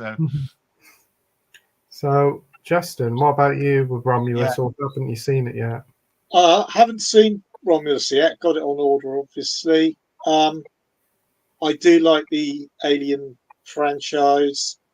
There was a couple of there's at least one where I was there thinking, I mean, they all deserved to die. They were so stupid. One of the recent ones. Yes. I mean, who goes to a new planet and then decides to Covenant. ignore? Yeah. I mean, at least in the original one, they were sort of like, "Oh, let's use an airlock." At least they recognised that they broke are the law. probably the most thickest scientists ever. Yes, they certainly were. Anyway, I've heard all the comments about Romulus referring too much and referencing too much. Some say it's homage. Some saying it's just plain reuse of some of the best bits of the other films. And I think if they are going to follow it on with something, I think I'd agree with the, they have to, do something along those lines and following on, but they can't keep on reusing stuff from the earlier films just because they were successful. They've got to come up with their own story and their own identity. Yeah, identity. That's a good. Oh, well, I look forward to hearing your opinion of it when you actually get around to watching it. You pre-ordered the Steelbook? Yeah. Yeah, it's a nice looking Steelbook. Wow. I think that's one of the few. I'd actually. It's a bit of a montage cover. I think some of the, the image on the Amaro is actually probably more of a poster image that works better. But I've noticed a lot of the black and red is they're using for releases at the moment. Yeah, definitely. Yeah, like A Quiet Place. Yeah, they always have them, don't they? I'm looking forward to hearing this guy's take on it as well. That'll be great. So, what about you, Amy? What do you think of Romulus 2? Yeah, fine. I mean, don't really care about Alien anymore. No. It's not really what it used to be, is it? That's true. We got Slipknot fan here saying, "Sup everyone." Hey, Yeah, Slipknot fan. I've heard Aliens E.T.'s mother. Well, Every Marvel fan, everybody saying hey to everybody. We've got Andy saying both CGI werewolves are really good in Van Helsing. The first 3 Underworld films are good. 4 and 5 not so much. Yeah, the Underworld films. That's just reminded me, Pete. I haven't seen Ginger Snaps yet. I bought the big box set of it, and I still haven't got round to watching it. You like Ginger Snaps, Yeah, don't I'm a you? big fan of Ginger Snaps. Yeah, they're pretty good in tea. Yeah. I was going to say, it still sounds like a biscuit to me, but there you are, Ginger Snaps. Yeah, there you get Fox's biscuits, Ginger Snaps, and you dip them in tea. They're proper nice. Did they do Ginger Thins once? Because I can't find them anymore. Yeah, I think they have done Ginger Thins, yeah. Anything I can't find them. Yeah, Ginger Snaps is another one on my list of must-watch. Because I like the idea of the whole way that the original is actually based on the fact of females hitting puberty, and there's a direct correlation, etc., which is actually quite a clever weaving in plot point. I think the later ones, from what I understand, drop that a little bit, so they're just there to follow up on the success of the first. But I really want to watch the original.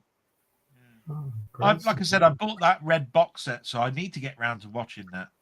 I only mention it because werewolves are mentioned in there. So. It's a bit like sort of Mean Girls, where the friend is sort of the two. Is it a bit like Raw, but with werewolves?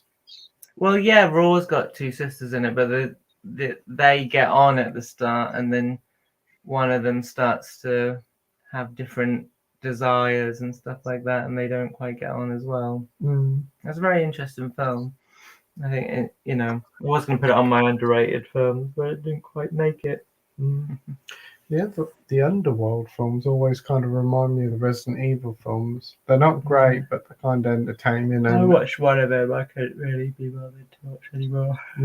It's only really for Kate Beckinsale. Yeah, that's what I watched them for, but I didn't really like it that much. I think, talking of Resident Evil, I think the first Resident Evil film, I know it's disliked by people who like the game because it doesn't really follow, but I thought it was quite clever, the use of where they used Mila sorry, vampire teeth in. Her memories returning, sort of like to push the plot on. So I think it was actually quite clever, I thought. Where you remembered something that that meant that the audience learned things at the same time she was remembering them.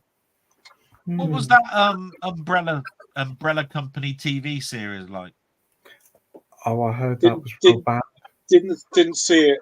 I'm trusting Ray of Ray's movies on that. She's the expert on that franchise, and she was not keen.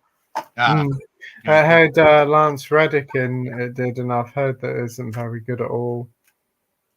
Just thought I'd ask. But a good horror film based on a video game is the original Silent Hill one. Yes, I saw your short on that. Looking forward to watching that with Sean and Baked Bean.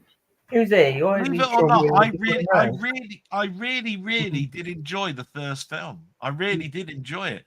I don't know quite why it gets a mediocre sort of like talk about whenever somebody brings it up. I know the second one is it's real bad, not very good, but I remember because it's that sort of like walking into that ash field type thing and bumping into the cop and going, and all this. I remember the beginning, heading into the town, and then the special effects with all of the monsters, like the Capcom monsters brought to life on screen. I thought it was quite good. Definitely. We've got Minhaju here. Do you think we'll get a Mummy for Rachel Weisz and Brendan Fraser? Probably not. No. Too far gone, and they've already done a Mummy reboot with Tom Cruise, so that ain't going to happen. Nah. Yeah, that was a disaster. Yeah, it was a disaster. I like that film. But it was a disaster, though. I lost money big time. It was supposed to be part of the dark Universal reboot, wasn't it? Yeah, bring back Universal monsters. And it was basically one of the big reasons that whole reboots whole series stopped, because it lost so much money. Apparently, the next day. It was called The Dark Universe, and apparently the first film in the Dark Universe, I think it was Dracula Untold. But I think because that didn't do very well, there was like, right, let's just start it with The Mummy. So, yeah, I liked it. I liked The Mummy. It's grown on me. It's not a patch on the Brendan Fraser. But I like The Mummy 3 Tomb of the Dragon Emperor. I thought that wasn't too bad. I think it's underrated, Mummy 3. I'm not saying it's great, but it's Oh, not as bad as the people make out. Terracotta Army one. Yeah. Yeah, I quite like Tomb of the Dragon Emperor. Tomb, sorry. It did lose. It did really miss out on the fact that it lost Rachel Weisz, though. Yeah, it There was was a- very odd they got rid of her.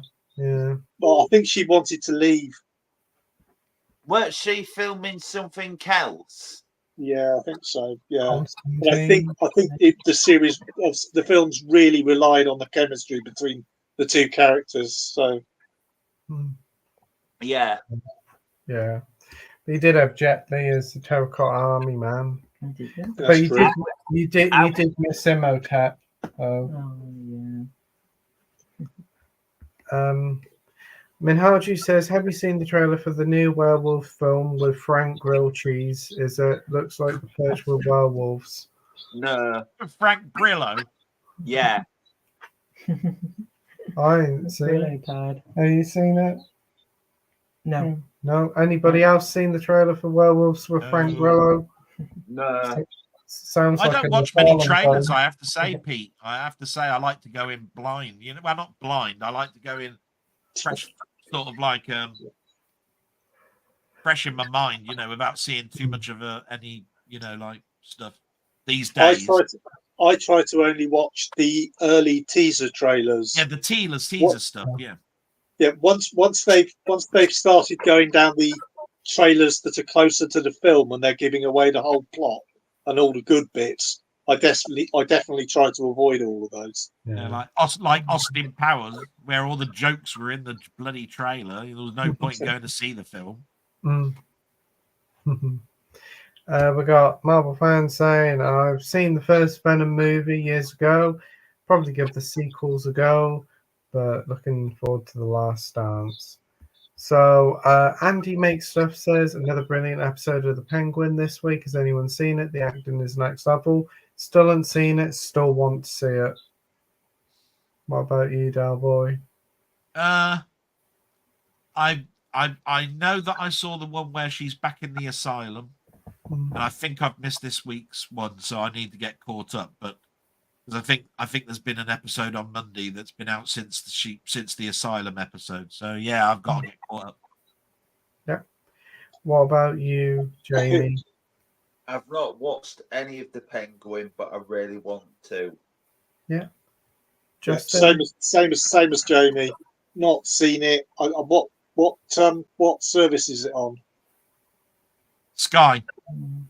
You see, I don't get Sky, and I don't do streaming apart from Amazon because I only do Amazon because I pay for Amazon Prime and have done for years. I don't pay any streaming services that are streaming only. Yeah. That means I have to wait until the physical comes out. That's why I hate Netflix because they don't. We got Sky because my mum's 83 and she likes the darts. That's fair reason. I watched. Yeah, Jamie, Batman was in the Penguin episode this week. You gonna watch it now? Oh, thanks for spoiling it. That's all right. I just thought I'd mention it. Not really. Oh, What about you, Amy? Looking forward to the Penguins? Yeah, I think we should watch it this week. Orange Penguins. Yeah. I was going to say I did see the Penguin today. It was on the shelf of Morrison's and mint and chocolate variety. No, hey, mint. That'd be good. And orange. Should have got me some. Yeah. We have got legacy numbers saying evening again, gang. When it comes out on physical, you could say, "Are you gonna pick up the Penguin Blu-ray?" Save that for later. I shouldn't have said it, should I? I should have waited. You should have told me after the stream, and I'd have wrote it down. Yeah. Sometime in 2023 when Put it comes in an envelope. out. Yeah. Well, do not open until Penguin release. Well, it'll probably be a year for it to come out, so I'll still have my time to shine. Yeah, okay. We'll have all different viewers then, won't we? Yeah. We have legacy numbers saying evening again, gang. Is anybody looking forward to the Heretic with huge grant? Thanks. Yeah, just keep seeing the trailer for it. Definitely want to see it. Looks really good and creepy. It's an A24 film, so it'll either be good or either be awful. Yeah. But Hugh Grant goes a long way, so yeah, sign me up for it. What about you, Amy? You asked me first. Yeah, Yeah, I'm looking forward to that. it's out this week. Oh, is it? Yeah. You probably won't see it in the cinema. What are you asking Amy for? You're going to pay for her ticket and take her on a date, you miserable bastard. Exactly, yeah. Yeah, we could go and see it at the weekend, next weekend, couldn't we? Could do, couldn't we? Yeah, it'd be fun, wouldn't it? See Huge Grant on the screen. We could, we are, and I'm buying you all the drink. I'm buying you all the food and the drink. Bloody hell! Hey, we'll watch on streaming. Oh no, me. We got to woo Amy, not bloody push her away and say, "Yeah, you're going to buy your own ticket." Well, I promise you, we'll watch it when it comes out on Playtendoguy Plus. Oh no, me. Streaming service. Oh, dear. Not another subscription service. There are other subscription service. Yeah, but they don't offer the wide variety as Playtendoguy Plus. That's all right. I'll download it from a torrent. It's all right. So, what about you, Delboy? You interested in hearing? I saw him interviewed on a red carpet this week. I'm intrigued to know. I didn't know anything about it, so I'll probably watch it on physical media or streaming. I won't go to the cinema. I don't think I'm going to have the time. Because of my heart, my heart operation, I'm just not going to be able to get to it, I think. Yeah. What about you, Jamie? I'll watch it. It's kind of one of them ones, Late Night with the Devil, where I'll be going in like blind. And just not really on my radar. I'm afraid I don't know anything about it. Yeah, well, hopefully when it comes out on physical, probably next year. Maybe. They asked him a question, didn't they, on the red carpet, where they said, "Are you going to be doing another Wonka film?" He said apparently they've talked about it. They don't know whether it'll happen or not. That's because that's what I was interested in. On the red carpet. They were asking him all sorts of questions. They're surely got to do another Wonka film because that did really good numbers. Apparently, he says when he was talking to the director at the end of the film, he says, "Is there going to be another one?"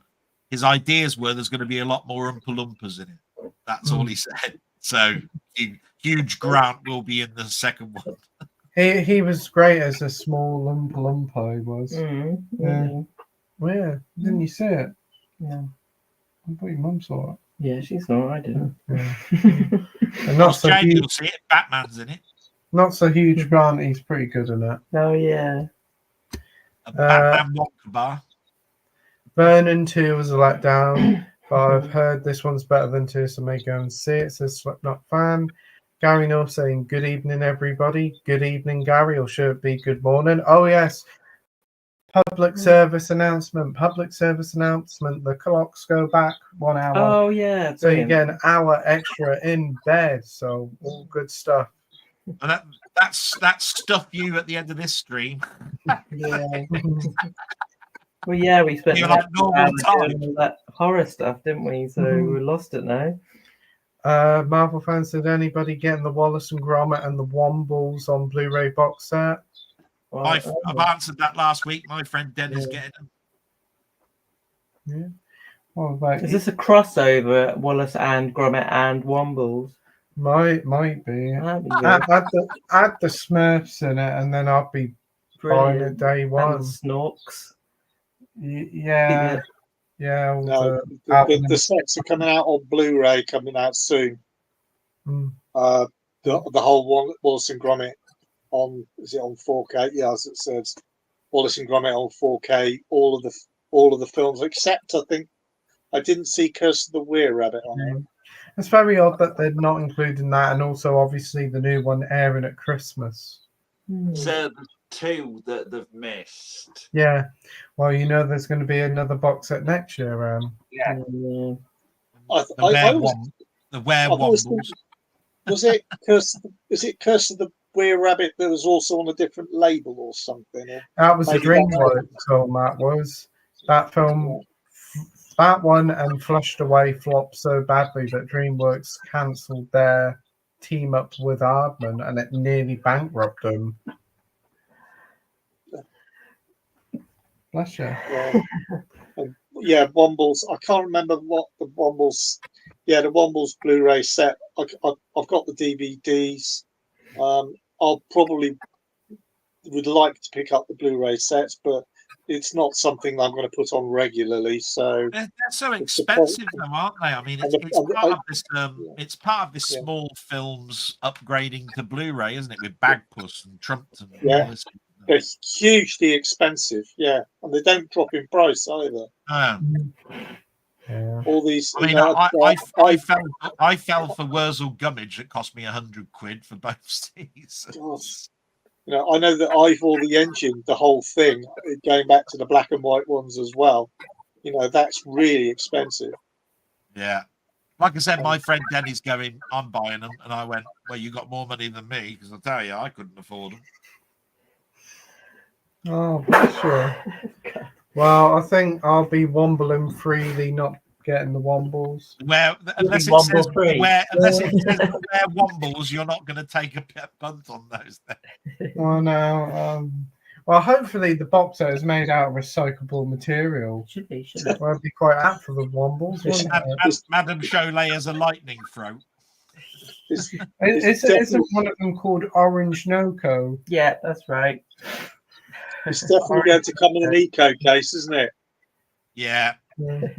And isn't the other one called Grand Admiral Bulgaria? Yeah, he's one of big bad. It's an expensive time for everybody at the moment, because I mean, Denny said I'm buying them, but it's going to affect my bank balance because I want Blake 7, that box set, and I want the Box of Delights, the new one that's coming out at Christmas. And I said, yeah, it's just like me. I mean, with the steel books, it's getting to be really expensive now. Just like they really should learn how to divvy out these releases over the months, because 2nd of December is ridiculous. They just announced Beetlejuice is coming out on that day as well. It's like, stop it now. Yeah. And you know what? Being next thing, Terrifier 3 on the 2nd of December. Hopefully it will come out before Christmas. Be good. Oh, Terrifier Duo. Now that's been delayed till next year, the 4K double pack for that. So that's why we've got the Blu-ray. 4K of the first two. Yeah. And it's You'd still want all three, wouldn't you? Yeah, it's just a bit odd. I don't think it's going to happen. They've been delayed that for over a year and a half. Why not just do all three? Yeah. Well, if the Wombles Blu-ray box set comes with a CD of I Wish You a Womble and Merry Christmas, I'd be happy about that. Okay. No, you just watch it on YouTube. I don't know. Oh, right. Well, remember your Womble. Remember your Womble. Brilliant song. I met them live. You met them live? Yeah. They were playing at a local town free music event. Yeah. They were headlining it. The Wimbles. They weren't zombies, were they? They weren't dead. Well, there was dead? I don't know. The costumes looked like they were decaying. You get 50 quid on because they're dead. I think the original people who did in the Womble costumes on Top of the Pops and stuff, they were actually sort of like top-rate guitar and band players and stuff. But yeah. I can't remember who it was. Yeah. Wasn't it something Bassett or something was one of the songwriters or something? Well, he was the guy who did the TV series, wasn't he? Or was that Mike Batt? There's a songwriter called Bassett or something, Mark Bassett or something, who was big in the 70s that did these Wombles. I don't know. I've probably got it wrong. Mike Bassett. So is it Mike Barrett? Barrett, something like that. I think he did the TV series. Oh, I heard it was a 70s TV music mogul who's written no end of songs, but nobody ever gets his name right. It could be us again then. We got Delboy is a lovely guy, says Minhaju, and he says, I can't believe I'm dating him, but I've got a soft spot for Delly Welly. Hey, you are? I beg your pardon. Delly Welly. Yeah. Delly Welly. That's comment of the night. Comment of the night. Can't Yeah. believe I'm dating this, but I got a soft spot for Deli Bit Welly. of a Freudian slip. Bit of a fraudulent slip. Yeah, I've noticed what the next comment is. It's saying he was supposed to say, not Well, dating. he just Oh, says yeah. laughing, and then he says saying I meant. Yeah, I bet he did. But he did. That was a massive finger slip. You're spreading rumours like that. We've got Marvel fans saying they are re-releasing Father Ted the A-Team and then the Incredible Bulk on DVD box sets. Why? So just so they have a new age rating sticker. What's that? The Incredible Hulk's already on a Blu-ray. When they're like, what is a Hulk? They couldn't call it the Incredible Hunk because it would sound like gay porn. And they couldn't call it the Incredible Bulk because that would sound like gay porn. Yeah, that's So true. I don't know why I remember that joke from 2 Pints of Lager. Well, that's one that we need a physical release of box set, a 2 pint of lager and a packet of crisps with a voucher for 2 packets of Walkers Brilliant. and a lager, a local Weatherspoons. Yeah, that'd be good, wouldn't it? Right, Minhaji says, I wasn't fully sure in the moment, but then I realised I've seen Jim Jam movies in the Cancer Research at West Bromwich on Monday. I was so surprised once I realised, but it'd gone by the time, damn it. Wow, so you live quite close to Jim Jam, man. Wow. Oh. Minhaji says, I like that Dudley from Blu-ray Community YouTuber. Yeah, James is a fantastic guy. Really enjoy having him on the streams. He used to be on the streams when I first started. Yeah, such a top guy, and he does pick up some bargains. We have Gary saying, I like your hat, Amy. Yeah. Yeah, he took it off, had enough of it. Yeah, I was hurting my head and I wanted to lean against the wall. Yeah, that's my choice. Yeah, But yeah. I had to shop in this witch's hat. Yeah, I told you to get me one. Lexi Number says, speaking of Planet of the Apes, Sammy G is a man to speak to if you're interested in the lore. His knowledge is second to none. I remember that he did review them all and he did do some quite in-depth videos about them as well. He did. I can't remember if he has coverage the new one though. I can't remember what the new one's called. Is it Dawn of the Apes or Kingdom of the Planet of the Apes? This is so confusing. It is. Well, I always remember Dawn is the second one, like Dawn of the Dead. Yeah, and it's also got Gary Oldman in it. Dawn, War Kingdom. Are we all looking forward to the Predator Badlands next year? Blade is now dead in the water and Badlands is taking the spot. His open is good. I mean, Prey was pretty decent. Apparently, we're getting a Prey 2 and this Predator's also happening. Yeah. Anybody else interested in Predator Badlands, Delboy? I'll probably watch it. I mean, just because I've seen all the other Predators, you know. Yeah. What about you, Jamie? Yeah, after all, Prey is the second best Predator film ever made. What's the first one? It's the most underrated film ever made. You're not going to say The Predator from 2018? No, Adrian Brody, Predators. That's not bad. It's all right. I personally think Predator. Everyone's going to be like, "What the fuck?" I personally think Predators is the best Predator film ever made, and it's the most underrated film ever made. It's pretty underrated. It's like the second one. I love it. It's just so much fun. It's different, and I just love it. What did you think of that one from the other year, The Predator? It's okay. Cool, that is up there with Exorcist. I will admit, the Steelbook, the 4K Steelbook is gorgeous. Normally is for bad films, isn't it? Because it's got the Predator head, but it's all done in skulls and it's gorgeous. There you got it. I've got it, yeah. It was like 50. I think I got it in 2019.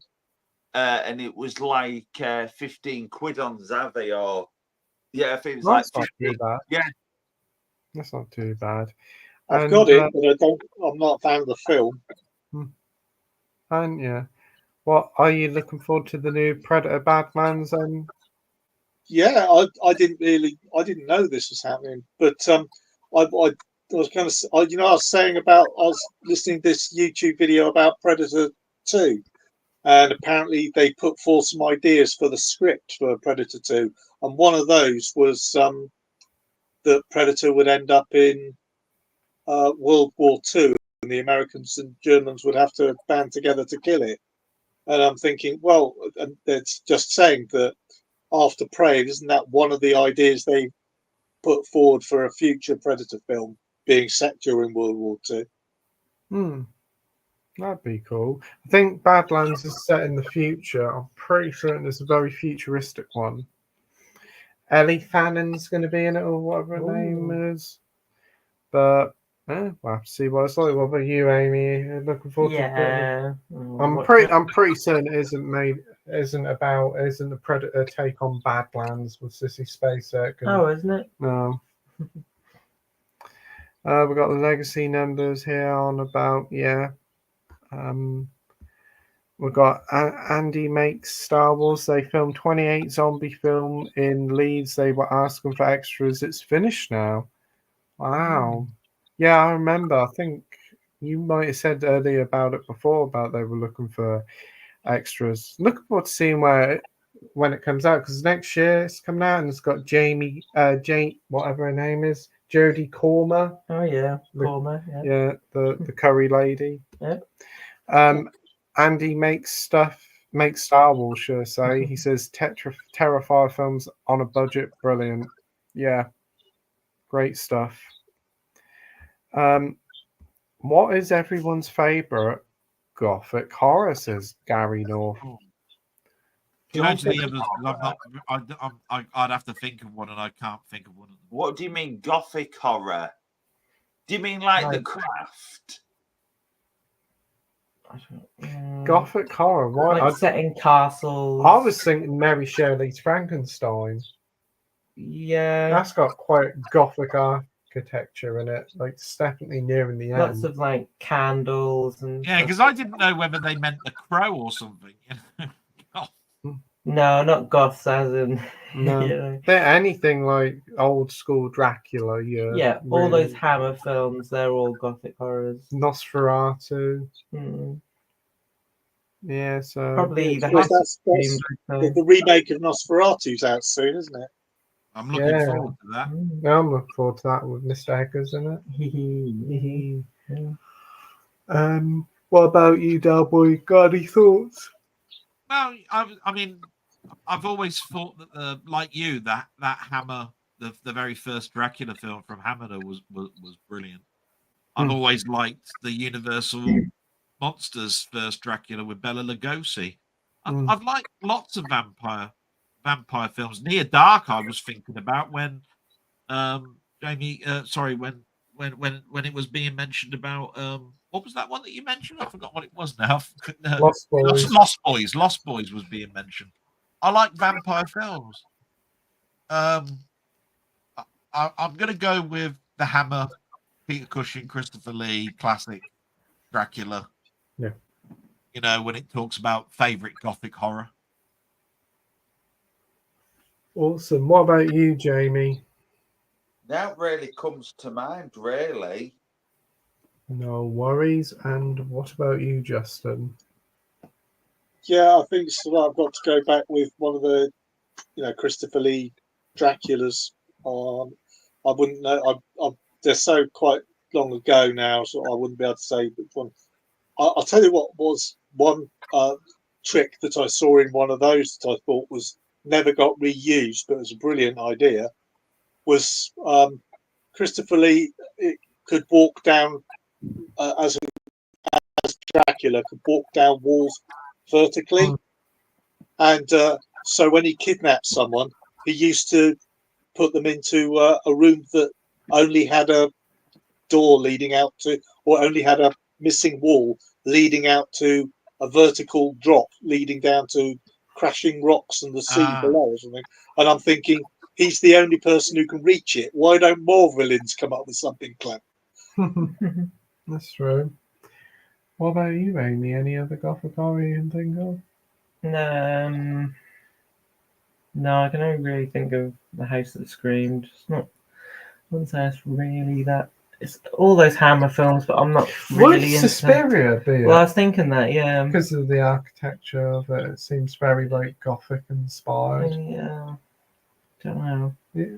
I suppose I could put in. I think I watched recently the 1927 silent version of The Cat and the Canary. That was quite good. That was set in a like an ancient mansion or old mansion on the moors. That sort of thing. Ah, I've got another one. Yeah. The remake of The Haunting with Liam Neeson. Isn't The Haunting set in a modern house, though? No, that's When a you said Gothic. Liam Nielsen, then I thought you were going to bring up High Spirits or something. You know. No, I like the Liam Neeson Haunting remake with Catherine Zeta-Jones and Owen Wilson. Oh, yeah. It's pretty bad, but it's fun. We've got Danny John Jules here, Danny Dukes, sorry, saying, hi, hope you're all good. I'm good. Hey, Danny, hope you're doing well, my friend.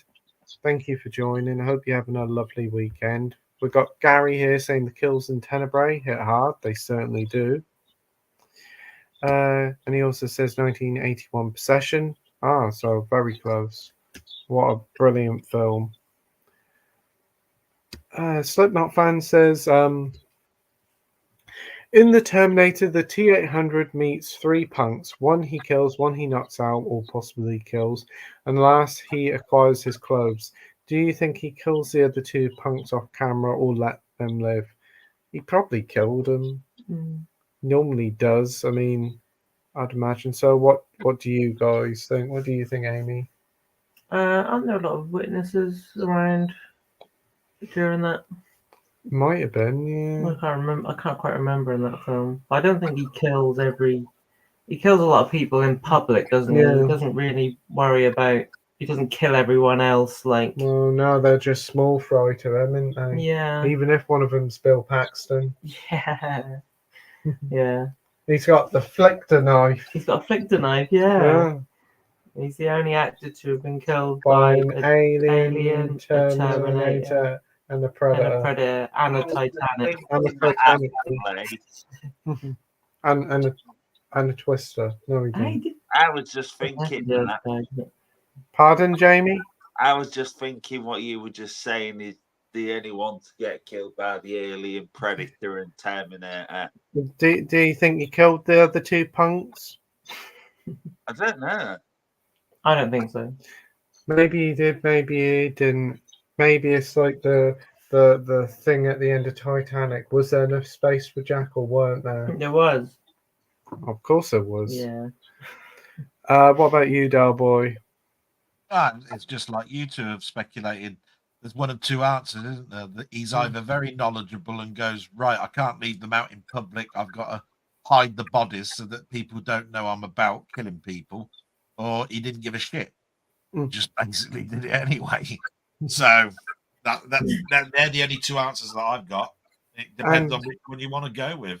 At the end of the day, to get the bloke to get rid of his clothes, he's obviously going to say, "Here, take them."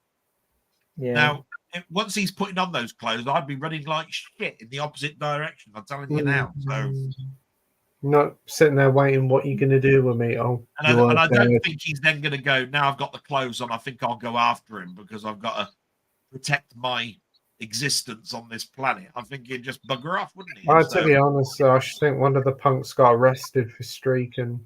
Yeah, no. Yeah. Got an excuse. What about you, Justin? I wouldn't have said. I would have said he probably survived purely on the principle of I would see the Terminator as a bit Borg-esque in the sense of you're no threat as long as you're no threat. You're not disobeying me. I'm going to ignore you. You're just nothing to me. If you don't do what I say or you annoy me, I'm going to kill you. Yeah. If you get in the way of my mission, you're dead. But if you've given me all that you can, I don't see the point in. I'm not there to be petty and kill you for the hell of it. Yeah. Apart from that's what he does. There's no impression given that he is trying to minimize witnesses. He just kills, in plain sight. I know Terminator 2 better than I know the first one, but Yeah. he kills people in public in that one. He doesn't kill everyone in the room. He's just got to kill Sarah Connor, hasn't he? In the first Yeah, one? Sarah Connor Sarah Connor Chronicles, yeah.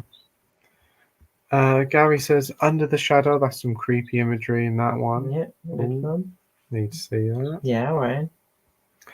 Got Gary saying I've not seen the original Diabolique. Yeah. Only the remake from '96 was Sharon Stoner and Isabella I Gianni. never knew they did that. I didn't even know there was a remake. Wow, that's pretty cool. Yeah, it's a pretty good film. The end of Dead Ringers when he's calling out for his brother is devastating. Yeah. Still haven't seen that one. Need to check that one out. Gary's got it in full here. A half-full single-decker bus is the equivalent of the Acolyte fan base. Yeah, and incredibly loud as well. Yeah. Oh, you know what? All the fan bases on that bus on the Texas Chainsaw remake on Netflix. Oh, yeah. You're cancelled. You're cancelled, bro. Oh dear. Minhaji said, Justin, you really are the t-shirt man. Yeah, you got a big selection of t-shirts. You always post on Facebook, don't you? Day 400 of your t-shirts. Yeah, I think I'm up to 770 today or something. Bloody hell. Wow. That's a lot Brilliant. of ironing. Some of them I've grown out of and are in the garage now. So some of the early ones, they aren't all on rotation, unfortunately. Wow. That's some really impressive numbers. Talking of impressive numbers, we've got legacy numbers. Looking forward to Halloween Special Part 2, Pete and Amy. Oh, thanks ever so much, legacy numbers. Look forward to seeing you there, mate. Mac Chat says, anyone know anything about a Nightmare on Elm Street? Oh, yeah, dog soldiers. Yeah. That's cool. Oh, I like that. Oh, that's wrong. Wait, where's the top? Hello. Yeah, that's Mary was using it to demo earlier this afternoon. That's Oh, that's great. dog tags on the back. That's like fun. It's really good. Awesome. So, anyone know anything about the Nightmare on Elm Street Steelbook release on the 11th of November? Is it the same as the one that just came out, or is it different? Isn't it just more the same? It's that 45 quid limited edition, but they made more of them. But the one you get from Zabby, the one that you got me for my birthday, that's the separate one. It's this one, which is still in unboxed yet.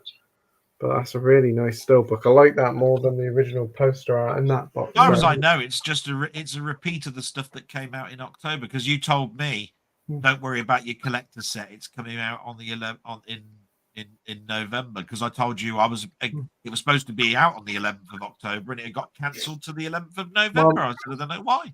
A lot of people got their releases, and like there's a certificate of authenticity, and it should have been like 5,000, and now it's 25,000 they're making. Yeah. So it's just I ordered it day one and never got my box set, but I got my steelbook. Very strange. Very strange. Well, hopefully you get it soon. Yeah, because obviously the collector set has got a different steelbook in it. That's why I ordered both. So, as long as I get it, I don't care. I don't care which edition I get. Mac Chat says, Delboy, good luck with the operation. Oh, that's really nice of you. Thank you. Yeah. Yeah. We all hope it goes all well and you have a quick recovery. That's a Tuesday after next week. Yeah. Oh. So Mac Chat says, Halloween night quiz. Oh, go on then. I'll have a bit of that. It'd be great to see you there, Mac. And then we've got Marvel fan saying, good night, guys. Good night, Marvel fan. The Mac. Oh, Jamie said good night and he's gone. He's back. He automatically leaves when someone says good night. Mac Chat says, the more I think about the Romulans, the more I dislike it. I don't think you could beat the first four. They're so uniquely different to each other, and Romulus is so indicative of films today, just blur. And it also don't help, it's Disney who are the kings of doing that key jangling reference and stuff. Saying that, I can't stand the fourth one. Can't stand it. Absolutely atrocious. The fourth one. I'll never like it. I don't care. And yet it is the one where they finally get to Earth. But there you are. I think that cloning shit. Oh no. Sorry. Yeah. We've got Marvel fans saying the Wombles Blu-ray box set contains season 1 and 2 plus bonus discs feature film, but Wallace and Gromit is a 3-disc set. Standard Blu-ray set is 2 discs. I hope the film is included. I don't know. I'm imagining all the films, all the Wallace and Gromit shorts are on 4K on 1 disc, and the 2-disc set is on Blu-ray. I don't know. The 2 discs of the Blu-ray, maybe. I don't know. I think it'll be a bit of a disappointing release, personally. We've got Minhaju here saying, Amy, yeah, I like your hat, and by the way, it reminds me of Mega Mog. Yeah, I kind of know what you mean. It's kids' book, isn't it? One sec, I shall be back in a moment. No worries, mate. We're nearly at the... Well, we are at the end of the comments. But we'll wait until Justin comes back. So if you want to pop any last-minute questions on, we'll get them all answered and talk about as quickly as possible. So, well, we might as well do a bit of wrapping up. So slow. Talk slowly, Pete. I'm going to talk slow. Tell him. You talk slow or talk rubbish. Oh, yeah. I've got a question for you, Pete. Do you know in advance what your promotional team send you to plug? For your... Depends on the place. Some of them just send them out randomly. Some of them they ask you, and if they've got enough, they'll send you one. It's just like a sort of first come first served basis. I just wondered, did you know that Interview with a Vampire was coming before you actually did your video on it? You know what I mean? They asked me a couple of months ago, and I said, yeah, I'd like to cover it, and I never heard anything, and then it comes in the post. Ah, okie dokie. Yeah. I know certain promotional ones will say, oh, we're going to send you the whole Columbia box set of Volume 5. Would you like to, would you please promote that on your channel? I wondered whether they do that with you or whether it turns up in the post and you go, oh, look, I'm going to be doing that. So some of them are like that. It just depends on the company, but normally you just ask and you'll get it if they've got enough of them to go around. Another question to you. Do you think that there are too many of these collector's sets like Columbia Volume 5, you know, and all of this sort of stuff? They're 130 odd quid. You know what I mean? They're pretty bloody expensive, and they usually have a collection of films that you don't want half of them. You want the other half. I think at the end of the day, like with them, is a bit like that Warner Brothers one that came out last year. They did the Warner Brothers 100th anniversary. I think they have their markets. I think the Sony ones sell really well, though, the Columbia picture ones. I think they always are sellout, so they must be popular if they've made 5 volumes. 1 and 2 sold out, but I think you can still get 3, 4, and 5 has just come out. That's why I was sort of like asking you. I believe it's the same with Paramount's Terrifier box set that they're out in the States. They've done several of these horrors that are in a sort of like box. Oh yeah, they've done some weird ones. I know they did like Small with Rosemary's Baby, which was an odd mix. Yeah, and then they said, "Why are you doing this when you can get them singularly?" At least the Columbia ones were unreleased at the time. Well, Run Lola Run was a part of one of them, but now that's got a physical release officially. Yeah. So, well, these collector's editions always have a place. They seem to sell really well. Like still books, they sell really well, even if the film's not so good, as they seem to sell out. Yeah, I guess it's a way of fans buying it to keep the physical dream going. The one thing I will say about that Columbia box set, though, Volume 5, you know, and Volume 4 and 3, it really is deluxe. If you ever buy it, I mean, it's gorgeous. It does look really nice. That 80-page booklet that they have in it is gorgeous, and then they've got the pages that open up like a book. It's It really is nice, but it is overpriced. 130 odd quid for 6 films. Ridiculous. But anyway, now Justin's back. We're at the end of the comments. So he's changed his t-shirt. Yeah. You didn't notice I changed my t-shirt last time I stopped. Oh, right. Yeah. I went from Jack Skellington as Jack the Ripper to a film that hasn't actually been mentioned, which is Bram Stoker's Dracula with Gary Oldman. yeah, the Yeah. big one. Good brides of Well, I was going to, but then I mentioned Dracula Dead and Loving It. Leslie Nielsen. yeah, Pretty good one. slips on bat too. Well, I'm doesn't he? surprised nobody ain't said Dracula 3D. Oh god, yeah, that's a good one, isn't it? Yeah. Well, anyway, on that bombshell, Yeah. I think that's the end of Pretty the shocking. stream. So yeah, we did it nearly 4 hours. Thank you to the 14 people that are watching, and thank you to the people that have watched the stream throughout the evening, left a comment, and who'll be watching long after this stream has stopped there and through the week. They're So still gonna watch when we're gone. probably, I don't know. Are they? But thank you ever so much, everybody, for watching the stream. Really do appreciate it. Great to see you here as always. Thanks as always to Delboy for joining. No, thank you, and thanks to all the chatters to make me feel very welcome every time I'm here on a Saturday, and more importantly to everybody, all in the chat tonight. I've had a fantastic time, and I'll definitely sub to you, Blue Justin, as soon as this is finished. Thank you very much. I like getting new channels under my belt. You know. Yeah, me too. Keep on joining them. Thanks ever so much, Jamie, for joining. Thank you. Oh, except that bastard, he can piss off. And thank you ever so much, Blue Justin, for joining. It's great to have you on, mate. Yeah, thank you very much for the invite, and I'd like to put out a thank you to everyone for watching, and thanks especially to my missus for having a Young Musician of the Year to watch this evening. So it was perfect timing. And thank you to Amy for joining as well. It's Thank always you for having me on. Yeah. Appreciate it. It's always No, pleasure. I'll definitely get Amy onto the Twilight Zone. Yeah.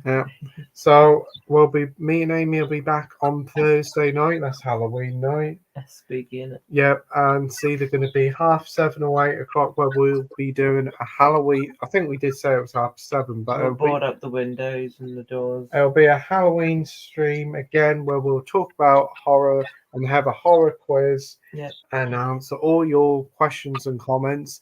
And the Saturday night stream will be back next Saturday night where we'll be joined by Jamie, Delboy, Mike from Did You See That, and Mr. Jamie Powell as well. So it'll be a huge lineup and all look forward to it. So hope everybody has a wonderful weekend. Enjoy the extra hour in bed. I know I will. Yep. Yeah. And see you all next week on Thursday. So ta-ta for now. Jazz hands.